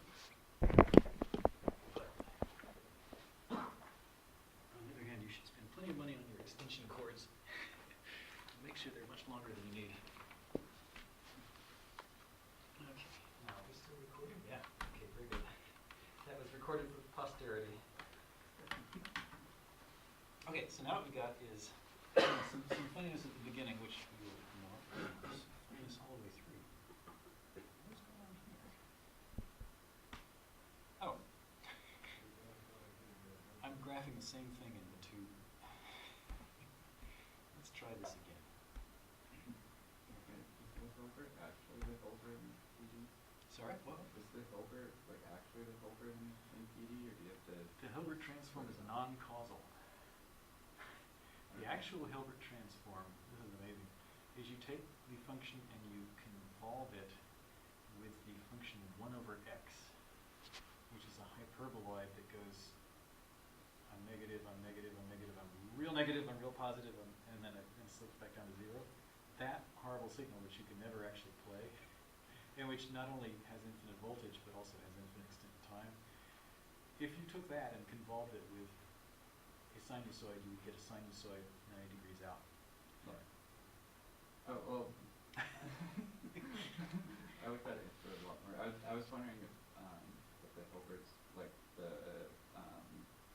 if it's the analytic signal or the 2i2a, because Oh. MATLAB is. Yeah, I don't know what MATLAB does. Okay, so the thing is, people just do stuff and they call it Hilbert. And all I know about is how computer musicians do it, which is you make this hideous network of all-pass filters. So the basic deal is all-pass filters change phases. So if you were to be able to, well, so for instance, convolving a thing by that 1 over x function is an all-pass filter, although it's not one that you could ever realize. But it is possible to realize two all-pass filters that mess with the phase in some unknown way, so that at least it's true that the output of the two phases is 90 degrees away from each other. So, approximately. And this fails eventually because, of course, if I put in DC, like 1 volt, there's nothing that an all-pass filter can do to 1 volt except give you 1 volt out, right? So both sides are going to be giving you the same signal. It's not in quadrature anymore. But as soon as they start moving past whatever the lowest frequency is in the design specs of this particular pair of filters, it's doing a decent job of putting in quadrature, but not before. And I would be able to demonstrate this by making a nice 2D graph and showing you how it's a perfect circle until you slow the thing down and then it starts turning into an ellipse. But I don't have a nice little XY grapher thing handy, so I don't want to make it wait while I figure out how to do that. So at any rate, what the thing about Hilbert is, unless you give it horrifically low frequencies in, where horrifically is theoretically lower than audible, it'll do the correct thing, which is give you two things that are 90 degrees out of phase, but of unknown phase relationship with the incoming signal. And this is okay for a lot of purposes, although it's not really as good as you would wish, because you could, you know, it's a sort of commonplace that the phase difference between phase shifts are inaudible until you make them audible by doing something like making an attack, and then suddenly they get real audible. And So what happens here is that the Hilbert transform works great, except that on attacks you might notice that the attacks change quality slightly going through the thing. And that's a trade-off that as far as I know, no one knows how to get around. But I'll show you what's really cool about these things, which is this. Now I've got a technique whereby I can get a completely ripple-proof envelope follower. Because what am I doing? I have some kind of scrolling problem. Let me just make this thing go up. Oh, I just remember to use my mouse. Okay. So now if I took the outputs of these two things and squared them, well, let's just square them separately and then look at what that does.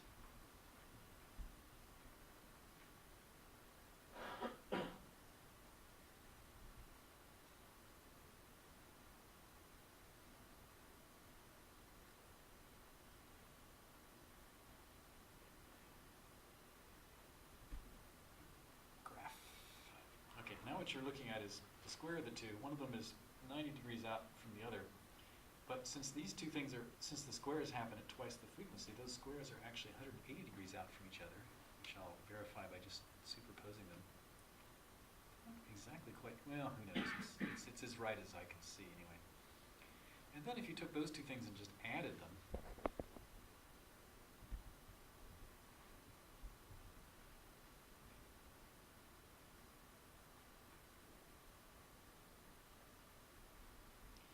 then you would get exactly, it's not quite right. Array 1. Well, that wasn't supposed to happen. Worked last time I did it. Is this thing, do I really have to go up a higher frequency to get this to work? Yeah, okay, very good. So this is a thing, I guess I didn't accomplish anything here because this particular implementation of Hilbert doesn't actually work terribly well down at 50 hertz. And so at this point, all I've got is something that if I give it a nice high enough frequency oscillator, as before, when I throw it into Hilbert, it'll give me two things in quadrature, which I can then square and add, and then it'll give me a nice constant thing out. Where this comes in handy is, although people do use this for doing envelope following in exactly this way. The thing is how ripple free it is limited by how good the all pass filter network is inside the Hilbert transform instead of how good your low pass filter was. But there's another thing that you can do with this, which is you can take two oscillators and frequency, differentiate them so that, or you can subtract their frequencies so that you can measure the relative phase of the one compared to the other. So to do that, let's see.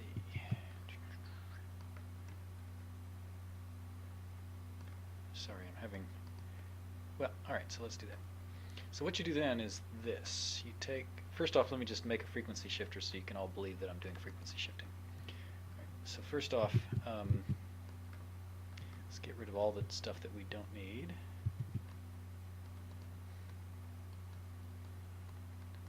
Get this down where we might use that later. And now I just want to be able to hear the oscillator. And also hear the result of messing with the Hilbert transform of the oscillator. Okay, so first off, here's the oscillator. Yeah, it's kind of low frequency. Let's go for 220. Okay, and now what I'm going to see if I can do is take that and take another frequency, or take another oscillator and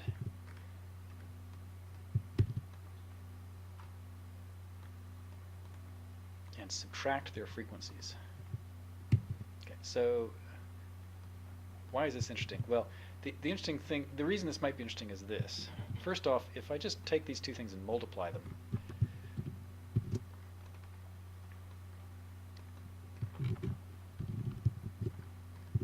then I get ring modulation. So I get one sideband that goes down and the other sideband goes up. So how do you get something that only goes up or only goes down? Well, there's an answer in library modules, which is you do Hilbert, and then you do complex mod.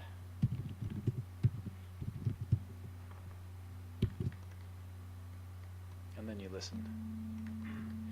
And then complex mod actually takes a frequency. It's not working.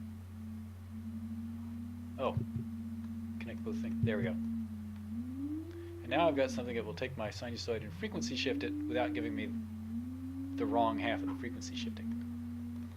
And this is basically the only significant audio processing thing that happens in Répond, which everyone heard last January. This is it, basically.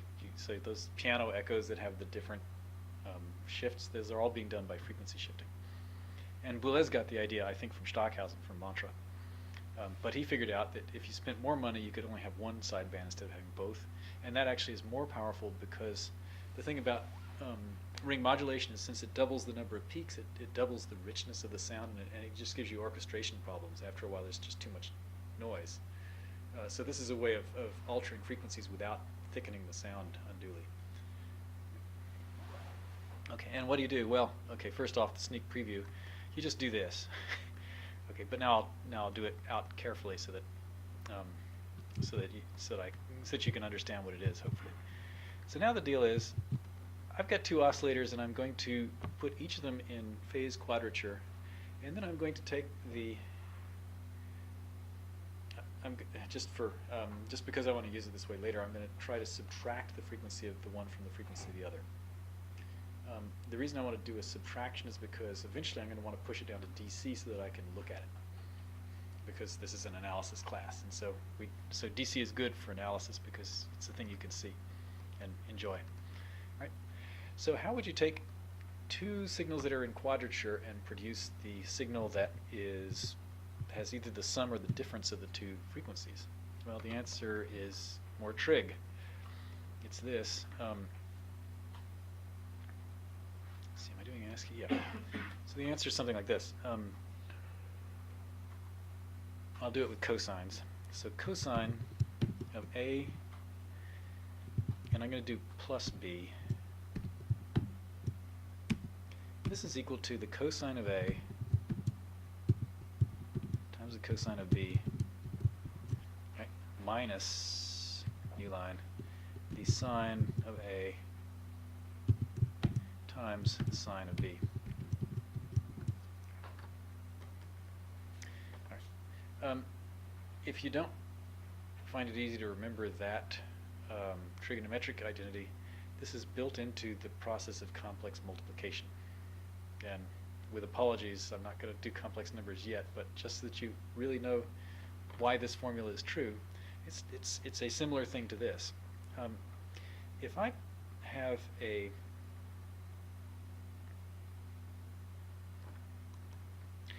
a complex number which is of the form cosine of A plus I sine of A,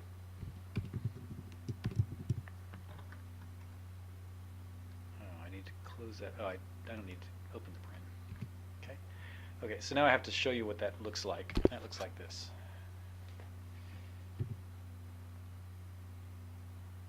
Oh, why am I doing this? Let's do Shift F6 and then do bing, bing, enter, bing. Right, trying to make at least half decent traces of what's going on here. But I haven't learned how to make circles yet, so I'm going to make one by hand. Okay, this is a bad representation of the unit circle in the complex plane. And so now, good things to do would be to say, and this is the real part, and this is the imaginary part. And then, if you have a, let's do this one, Shift F6.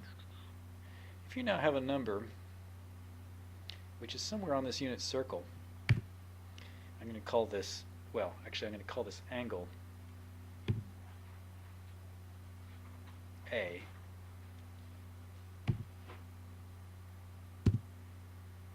then this number here is a sine, no, I'm sorry, it's wrong. This is sine, sorry, no, still wrong. Cosine of A plus I times sine of A, where I is the square root of -1, so that this number right here is the number I, which stands, of course, for imaginary.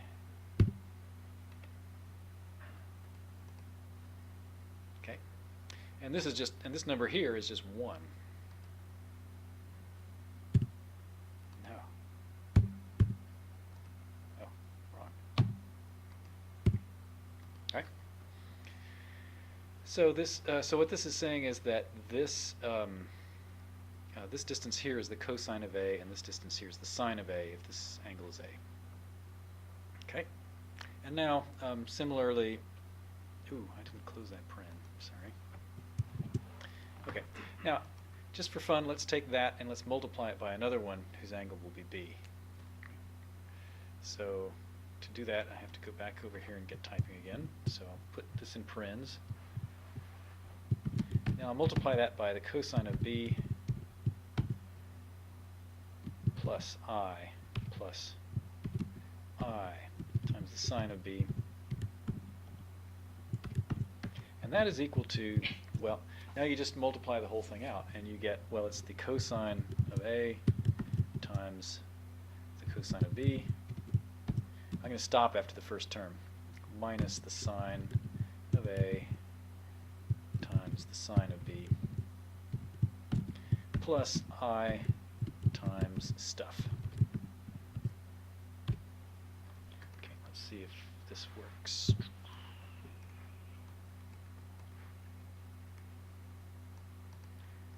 Okay, don't need that paren.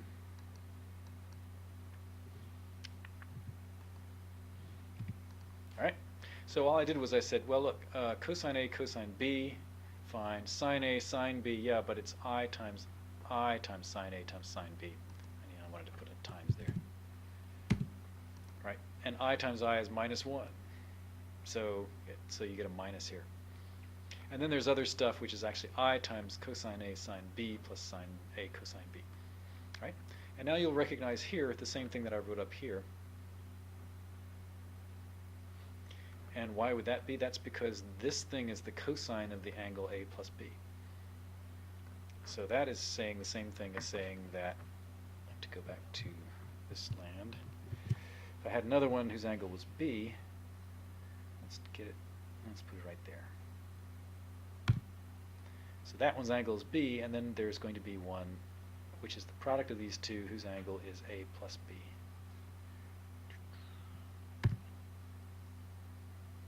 So if this is cosine B plus I sine B, this is cosine of A plus B times plus I sine of A times B, right? So that's the way that you can remember this formula. Or another way of saying that is, okay, save this. Going back here, if you regard the outputs of this as being a real and imaginary part of a complex signal, now what that means is the signal itself is 44,100 numbers happening per second. But you can regard each one of those numbers, at each moment in time, you can regard a complex number as being two signals, one of which is its real part and one of which is its imaginary part. So you can't actually represent this thing in speaker cone motion, right? Because you can't move it in an imaginary direction. But you can do all the math you want to using complex numbers, as long as what you put out to the speakers is a real number in the end. Okay. Well, so let's see. So let's just multiply, or actually, yeah, divide. I'll multiply first. Multiply these two complex numbers, because what that will do is that will add the angles, which is to say it'll add all the phases, which is to say it will add the frequencies. Right? So let's do that this way. Yep, I don't need this anymore. But what I need to do is take the, okay, so this is cosine and this is cosine, so I'm going to multiply those together.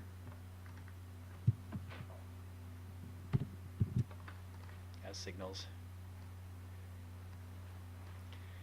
Here is the sine and the sine. Can multiply those as signals, and then we're going to add those two.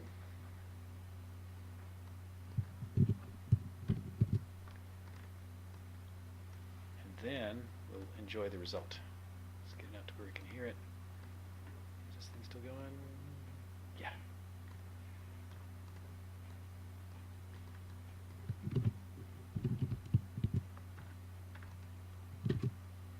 All right, what we got? Can't tell really what we have yet. Oh, something is funny.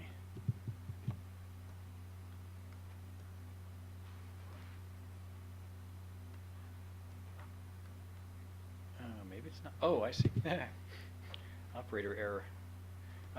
I said minus, and need to subtract these puppies, not add them.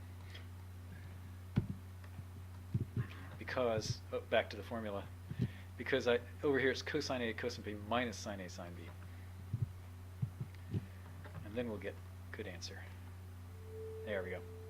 We got a little bit of leakage the other time, which I won't try to explain right now. And now the trick is, here's the original. The original we get by setting this frequency to 0, say.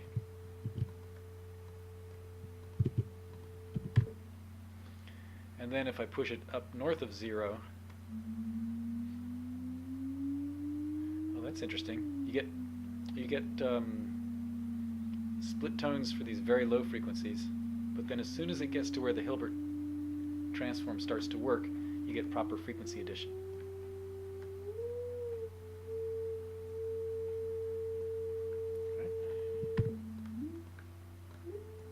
Okay, and now suppose you want the thing to go down in frequency instead of up. Well, what you would then do is pretend this was a minus. Well, if you want this thing to have a negative frequency, that's to say to wrap the wrong way around the circle, you simply negate the imaginary part, which takes everything and flips it upside down. And then, well, negating this, which I can do just by multiplying it by -1.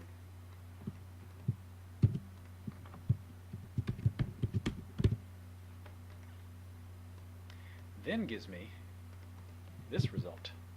Go back to 0.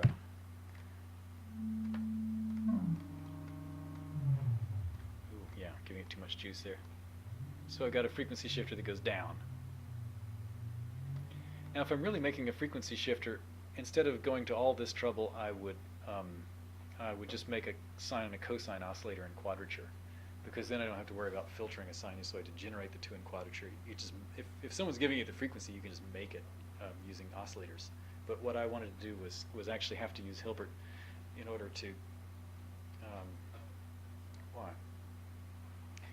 basically in order to show that you can actually take two signals and regard them as complex signals, and then do complex operations on them. So this is now a way of doing ring modulation, single sideband ring modulation between two incoming signals, if you want to do that. But actually what I want to do is, rather than use a Hilbert here, make my life easier and make the thing be in quadrature by synthesizing it, which is what the complex mod thing does. And so to do that, we don't actually use a Hilbert anymore. We just make a phasor at whatever frequency we want, and then take the cosine of it, and then also take the sine of it, for which, stupidly, there's no actual object. So what you have to do is take the cosine of something that is a quarter cycle earlier, like that. Oh, but I wanted to negate it. So I'm going to negate it rather than well, yeah, let's do it. I'm just going to do it the hard way for pedagogical reasons. All right, so cosine times cosine minus sine times sine. But this one I negated to negate its frequency. And now I've got, let's take this back to 0. Now I've got thing, frequency shifted, but frequency shifted clean now, because these two things are always in perfect quadrature, no matter what frequency I give it, because there's no filtering involved.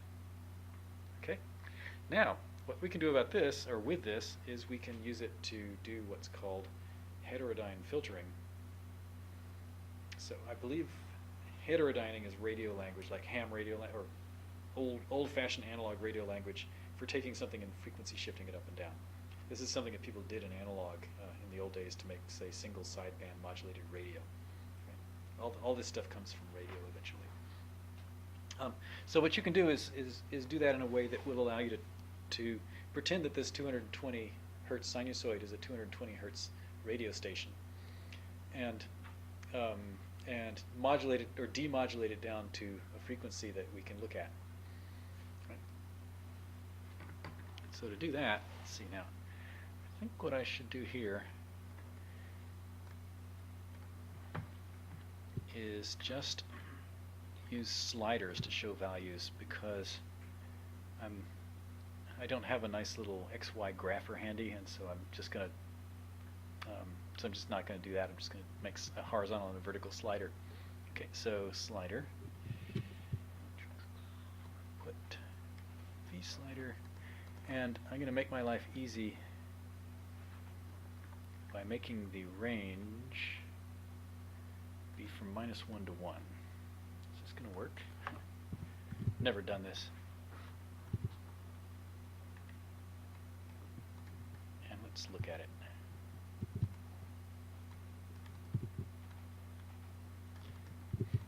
I regard these features as being overly fancy and not something that real serious hardcore people should use, but other people disagree.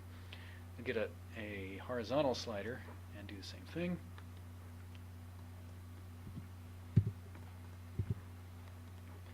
And now what I'm going to do is get the signal and another signal which I'll make out of these two, and just start showing them in quadrature. So so to do that, here I'm taking real times real minus imaginary times imaginary, and that gives me the real part of the product of these two things regarded as complex numbers. Then I will get the imaginary part, which is multiply them backwards and add. So real here, imaginary here, imaginary here, real here, add. That will become the imaginary part of a thing.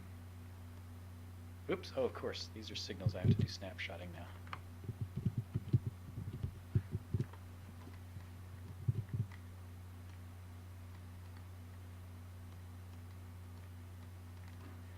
And this is the real part, which I'll show here. This is the imaginary part, which I'll show here. And I need a nice metronome to do the snapshotting, and I want it to go nice and fast.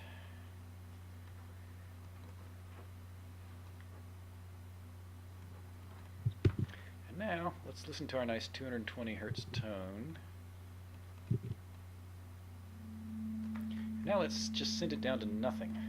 Oh, first off, let's not do anything to it, and then let's look at it. And it's just, I don't know. Ooh. Problem here is that 220 and 50 are related, so let me just cheat so that you can see that things aren't as simple as that, and just give it some cruft. What? Oh. So now you just see it's just moving all over the place, and we don't know what it's doing, right? That's because this thing is moving at 220 times a second, and we're just metronoming it at we don't know what frequency, and it's just beating in some way that we don't know about, right? And who knows what the movie's going to get out of this. Okay, then now what I'm going to do is slow it down. And in fact, I'm going to take it all the way down to DC. And it stopped. But now if I, for instance, give it something slightly different from the frequency I'm looking at. So suppose I'm looking at for 220, and now what I'll do is I'll make there be a control over this.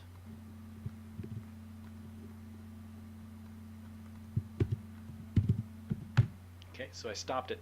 But now if this thing were slightly off from 220, then all of a sudden, what I've got is a measurement of the relative phase of these two oscillators.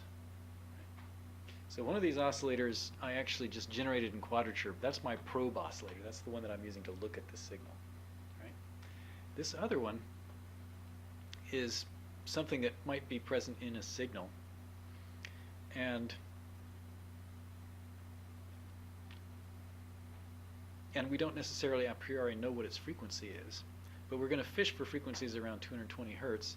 And we're going to see that actually, yeah, there is something, there's something there, but its phase is slipping in time from 220 hertzness. Right? So now if I wanted to, for instance, know the exact frequency of this oscillator, what I would do is I would look and see how fast this thing was slipping and whether it was slipping forward or backward. And that would tell me the difference between this real oscillator's frequency and my test oscillator's frequency. And that I would get by taking these two values and taking the arc tangent to get an angle out of it. Okay, so right now what you can imagine is that these things are the x and y coordinate of a thing which is moving around in a circle like this at some speed. And it's either moving clockwise or counterclockwise. Right? And by measuring how fast it's moving clockwise or counterclockwise, I get a notion of what the frequency of this sinusoid is. And furthermore, suppose I didn't know the amplitude of this thing. So I'll make one that has just some amplitude or other. Oh, here's one. 0 amplitude, I get nothing. That's all good. And now I'm going to multiply this by some number that I'll control. So first off, amplitude 1, we get, yeah, what it was. If I give it, say, amplitude of 1/2, I get the same thing. It just has 1/2 as much juice in it, right? And at this point, if I took these two values and if I squared each one of them and added them like this, can I just use this? Well, it's going a little bit too slow, so let's do it using expert. So to do that, I need to add a trigger so I can force the order of these things.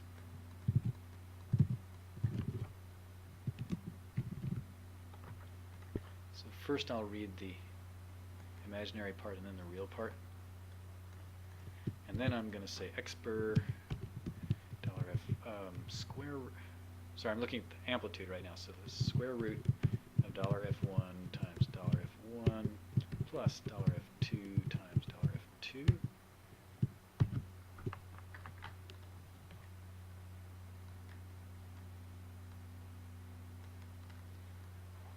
And maybe I'll just show us that on an, do I want to do this? Yeah. Let's just get one of these things. This is now ranging from -1 to 1, which is not perfect for doing this. But now, notice that when I change this amplitude, the slider goes up and down without a whole lot of jitter, although there's a little teeny bit. But it follows pretty much linearly how the amplitude of this oscillator is changing. Okay. Furthermore, over here, if I look at these angles, well, how do I get this angle? Well, to get that angle, you do the same sort of thing. You say x per, and I'm going to get this wrong, but I'll just let's just do it and see. Actually, I wonder if x per's help actually will tell us the truth about this.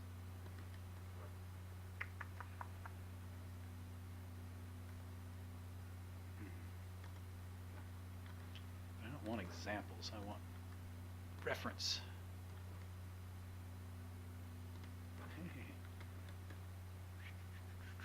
The problem with arctan2 is there are two, it didn't even say which of the, one of them is vertical and one of them is horizontal, and there has been confusion in different libraries as to which you should put in the first slot and which in the second, so we're just going to find out what it is by doing it. Alright, and that, by the way, goes from minus pi to pi, so to actually look at this we should just divide by pi. And then I'll put that in another one of these sliders. And look what it's doing for us. Now, let's see what's really going on.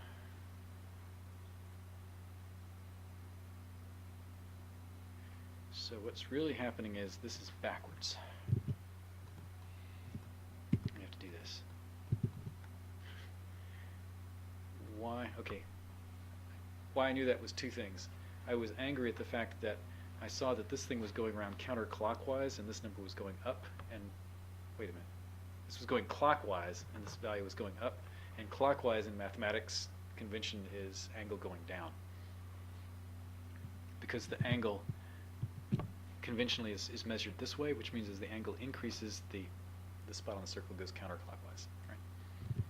So I got angry at the fact that I didn't see the thing go down when this thing was going clockwise, but also this thing is a little bit south of the probe frequency of 220, and so I should see that the phase is slipping in the negative and not in the positive. This is not the correct way to actually program. You should actually look things up and find out what the answer is, but the help page didn't help for that. So now, if I take this thing and make it exactly 220, this is the test. This is the thing that I'm looking at, and this is the probe frequency of 220. Then the phase is constant, and what that phase is a measurement of the difference between the phase of this and that, which is constant in time. This is still the amplitude. Whoops. Oh wow, that was a bad move. This is still the amplitude which I'm measuring here. Oh, okay, what comments?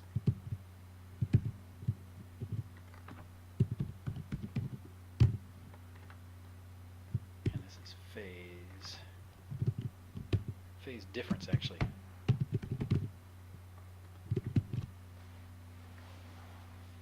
Okay, this amplitude is the peak amplitude, or the square root of 2 times the RMS amplitude. And the reason I got peak amplitude instead of RMS amplitude is because I am combining two signals, each of which has the same amplitude, and so I doubled the total power that I measured. Okay, and now if I make this thing be slightly detuned, I'll see that the phase difference is slightly changing in time, and furthermore that is happening at the same time as the amplitude is getting reliably reported here. So this is now a rock solid way to report. This is exactly what I told you don't care about. This is a rock solid way to report the frequency and amplitude of a thing on the assumption that the thing is in fact a perfect sinusoid. Right?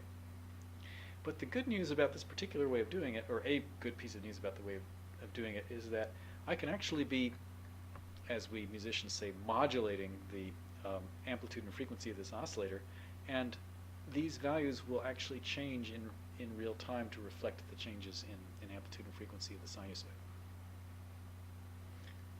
Exactly what that means is, what's the right way of saying this?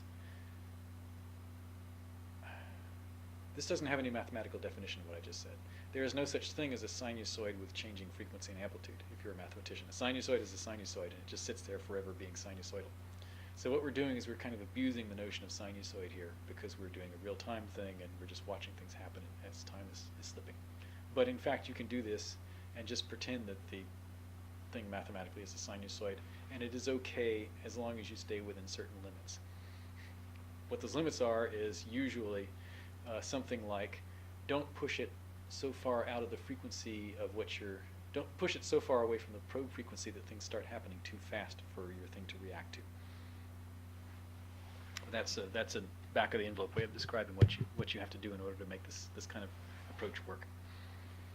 Are there questions about this? I have a question about does that work with complex waveforms as well? The frequency shifting? You know, I thought for about a half hour about that once, but it was about 15 years ago, and I ended up concluding that, yeah, but you need several different Hilberts. The thing is, you can...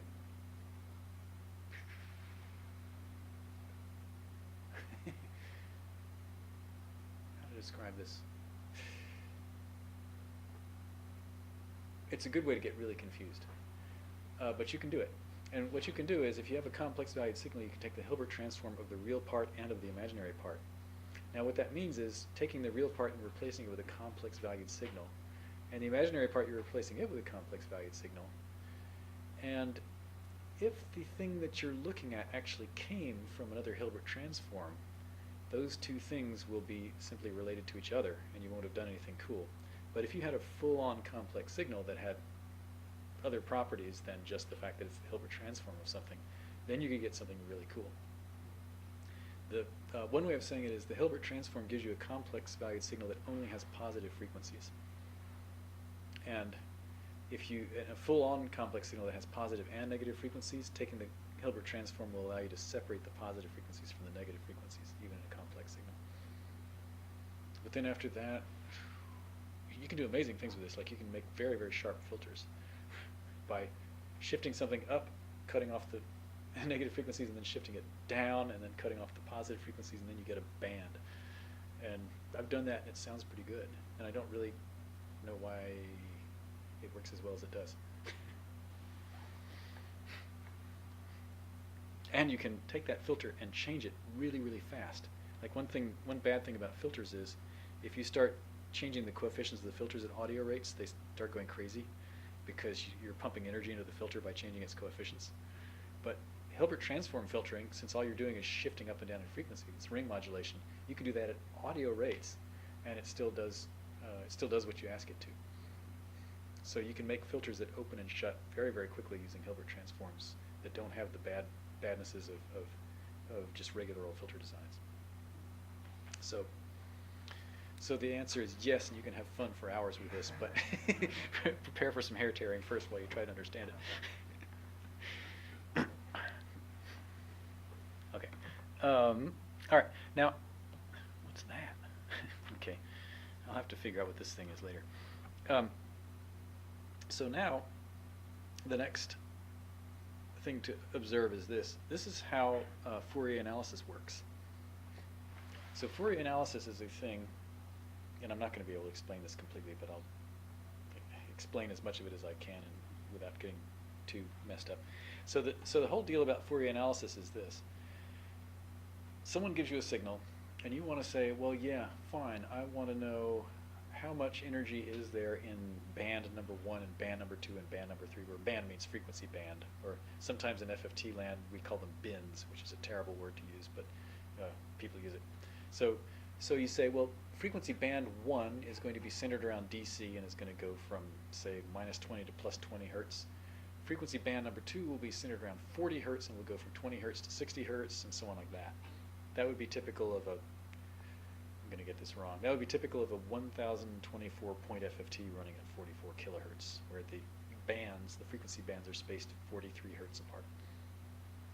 So then what you do in each of these frequency bands is you make one of these things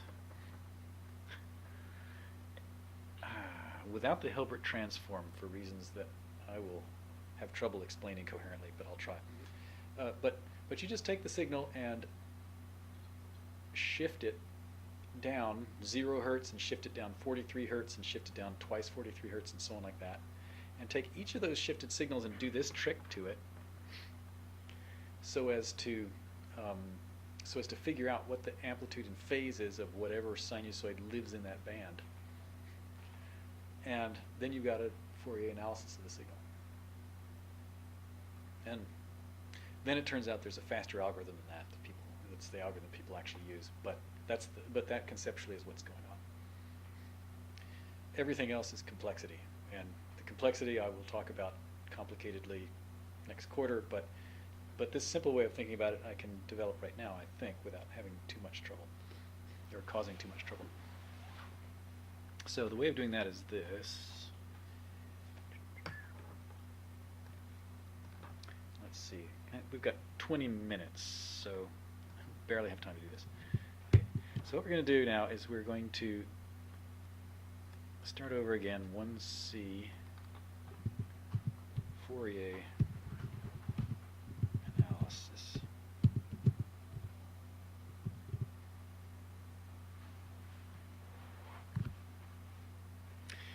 So then what we do is this. We get rid of the we don't get rid of this. We get rid of the Hilbert transform and just content ourselves to do half of the work, which is to multiply the real valued signal that we're probing with the complex valued.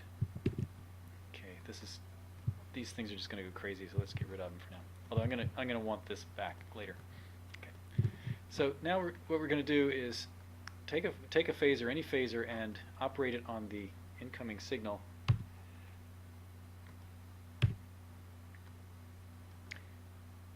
like that. Now what that should give us is not exactly what we wished for, because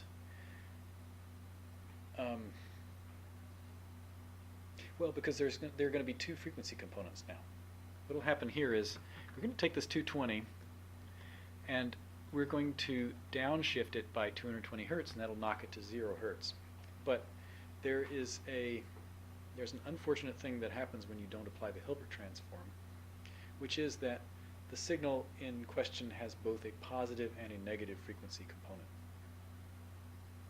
So now I have to convince you that sinusoids actually are two sinusoids, each one of which has a positive frequency and one of which has a negative frequency. And that, I want that to go away. Okay, very good. Don't need this anymore, and I can rename this array 1. By the way, I'm sloppy with the array names, and the trouble that's going to cause is if you open two of these patches at once, the arrays are going to get confused as to which is which, so I just apologize for that. Okay, so now what's going to happen if we take the 220 hertz oscillator and frequency shift it down to 220, we get DC, which we can look at and enjoy the same way we were doing before. But negative frequency component of this will go from minus 220 to minus 420, and that we're not going to like. That's going to be wiggling very fast. But we know how to deal with that because we dealt with it already in the envelope follower. We just low pass filter it. So what we do here is we say add. Oh, so let's just do it first. And now I'm realizing I should have kept those snapshots. Okay, I'm going to cheat. I'm going to reopen the old one and grab my nice 2 snapshots. And this.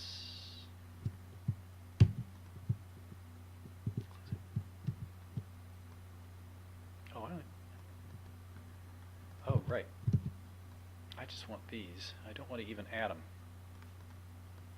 In other words, what I'm going to look at now is a complex valued signal, exactly like I was looking at before. But as before, I had to do a whole complex multiply. Here I'm multiplying this real number by this complex number, and I do that just by multiplying this real number separately by the real and imaginary parts of the complex number. It's a much simpler operation.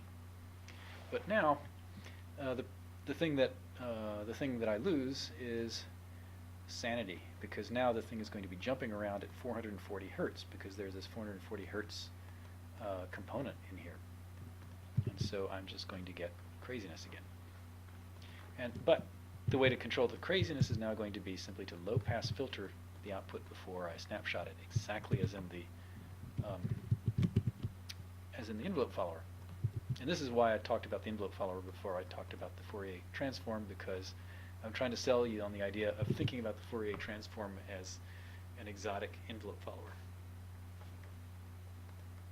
And look what we got. Fourier analysis.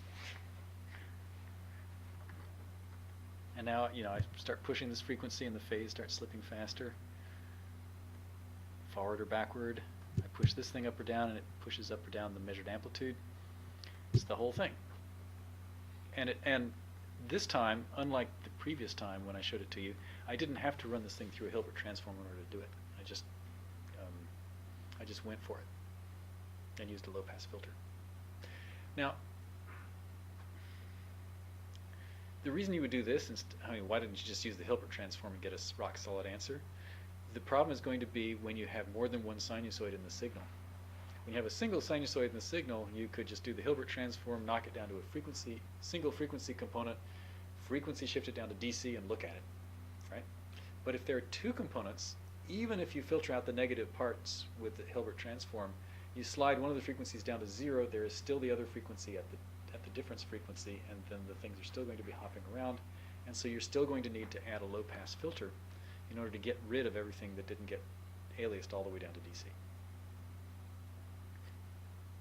So that's it, except for the fact that I was going to tell you very schematically why a complex sinusoid why a real sinusoid actually contains two complex sinusoids. And for that, the way to describe that quickly is this.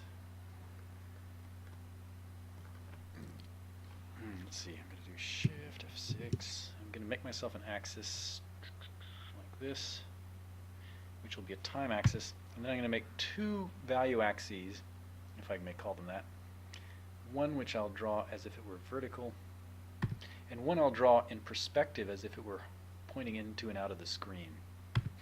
So now what you got to imagine is this is a three-dimensional thing. This horizontal thing is a real part, this horizontal thing is time, and this vertical part is the imaginary part. And now, let's see. Now I'm going to try to draw a sinusoid. It's going to start at 1, and it's going to move up to I.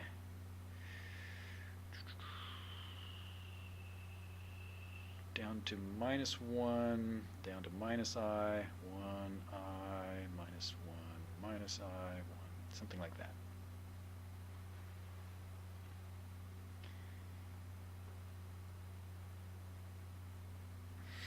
Ta-da!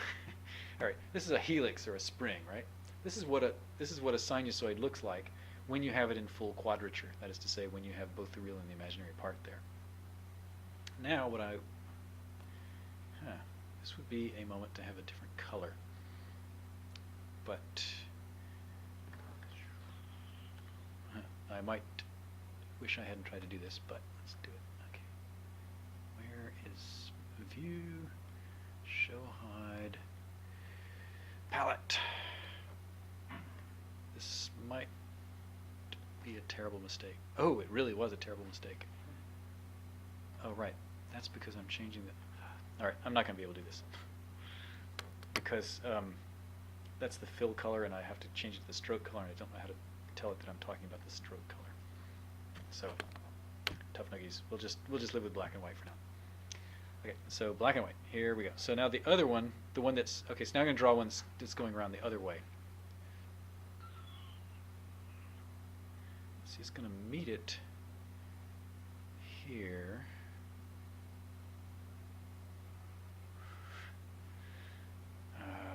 If I don't draw it at least decently, you're not going to believe anything that I'm saying about it. All right, so that thing is trying to wrap around the other way. And then if you added those two things up, you would see the following thing. So now I'm going to draw it in the same perspective, or try to. All right. And then what you then see is twice. These things add up to 2, but I'm going. Well, let's just do it. 2. Then it goes down to -2, and then up to +2, and down to -2, up to +2, and so on. So what you should see, although I'm not doing it well, is a cosine lying down flat. Okay, now apply this picture backward, and this badly drawn cosine that's sitting flat is now looking like the sum of these two springs, one of which is going around clockwise and the other counterclockwise. And if I were doing this seriously, I would get into PD and actually make it graph these things correctly so that you can actually see what's going on better. But that's as well as I could do freehand. And I think, well, never mind. So that's why, or to put it in equations, one of these things is cosine of ft plus I times sine of ft. Another one is cosine of ft minus I sine of ft. That's the one that has negative frequency f. And those two things are wrapping around the circle in opposite directions, so that the imaginary parts, which are the vertical parts, cancel out always exactly, and the real parts simply add up and double, which is why then you get a cosine. But apply that reasoning backward, and you'll see that the cosine itself cannot actually be written as a single complex sinusoid. It can only be written as a sum of two of them that have opposing frequencies.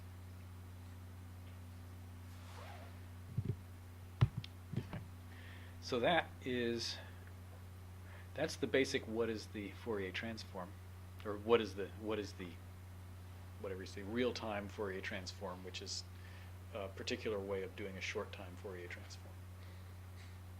Short time means you're talking about certain blotches of time. Now, the truth is that we don't really do it this way. We do it by chopping the signal up into what we call windows and giving them a certain amount of overlap. But this is actually conceptually a good way of understanding how the Fourier transform works. or the Fourier analysis works, because this is in fact what the thing is really doing. It's just that when you do it for real, you don't do it with this low-pass filter that is a continuous time low-pass filter. Instead, you low-pass filter things by applying window shapes, because the window shape can be thought of as the time domain representation of an FIR filter. So when you do the, I'll show you this in pictures next time because we're running out of time, but when you do the thing where you take the signal, chop out a bit of it, that's just, well, chop out a bit of it and then window it, what that's doing is that is low-pass filtering the signal and giving you 1 point of that low-pass filter output. Well, let me back up. What you do then is you wiggle it around. In other words, you multiply it by a complex exponential like this, and then you low-pass filter it, which is to say you sum all those values up after you've done the wiggle. And what that does is gives you a single point of a low-pass output of this heterodyning process. And at the same time, looking at it a different way, what you did was you just Hahn window the thing in time domain and then applied a discrete Fourier transform and then looked at 1 point of the result.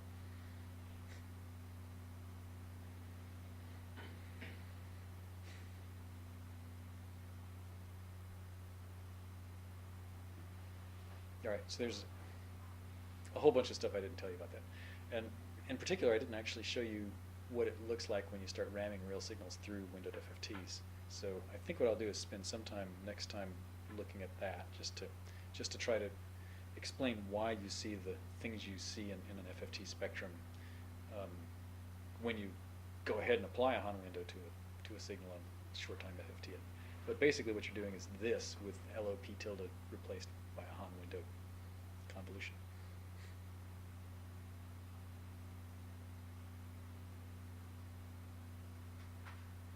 All right, and that is plenty for today. Any questions or like why doesn't this do that kind of stuff? Or why didn't you do X? Why do people use I? The window size determines like the larger the window, the acute. There's like a time frequency discrepancy. Yes, exactly.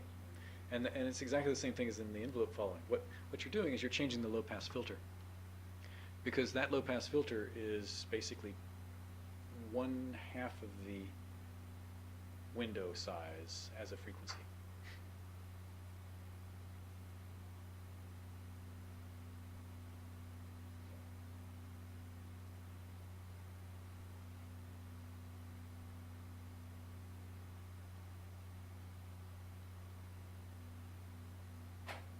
The larger window, the more precise frequency, and the shorter, the more precise the time.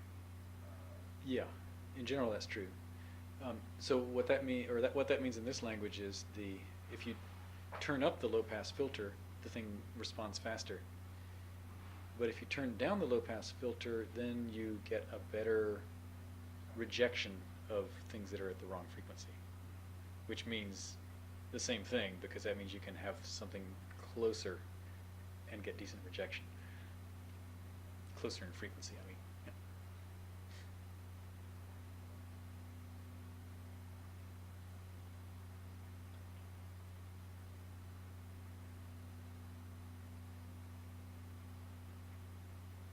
All right, well, you've been very patient. Between now and next week, if you have, if you desire things that are not on the syllabus or wish that something is on the syllabus that wasn't on it, send me some email and I can, it's a small enough class that I can actually be decently responsive to people's requests.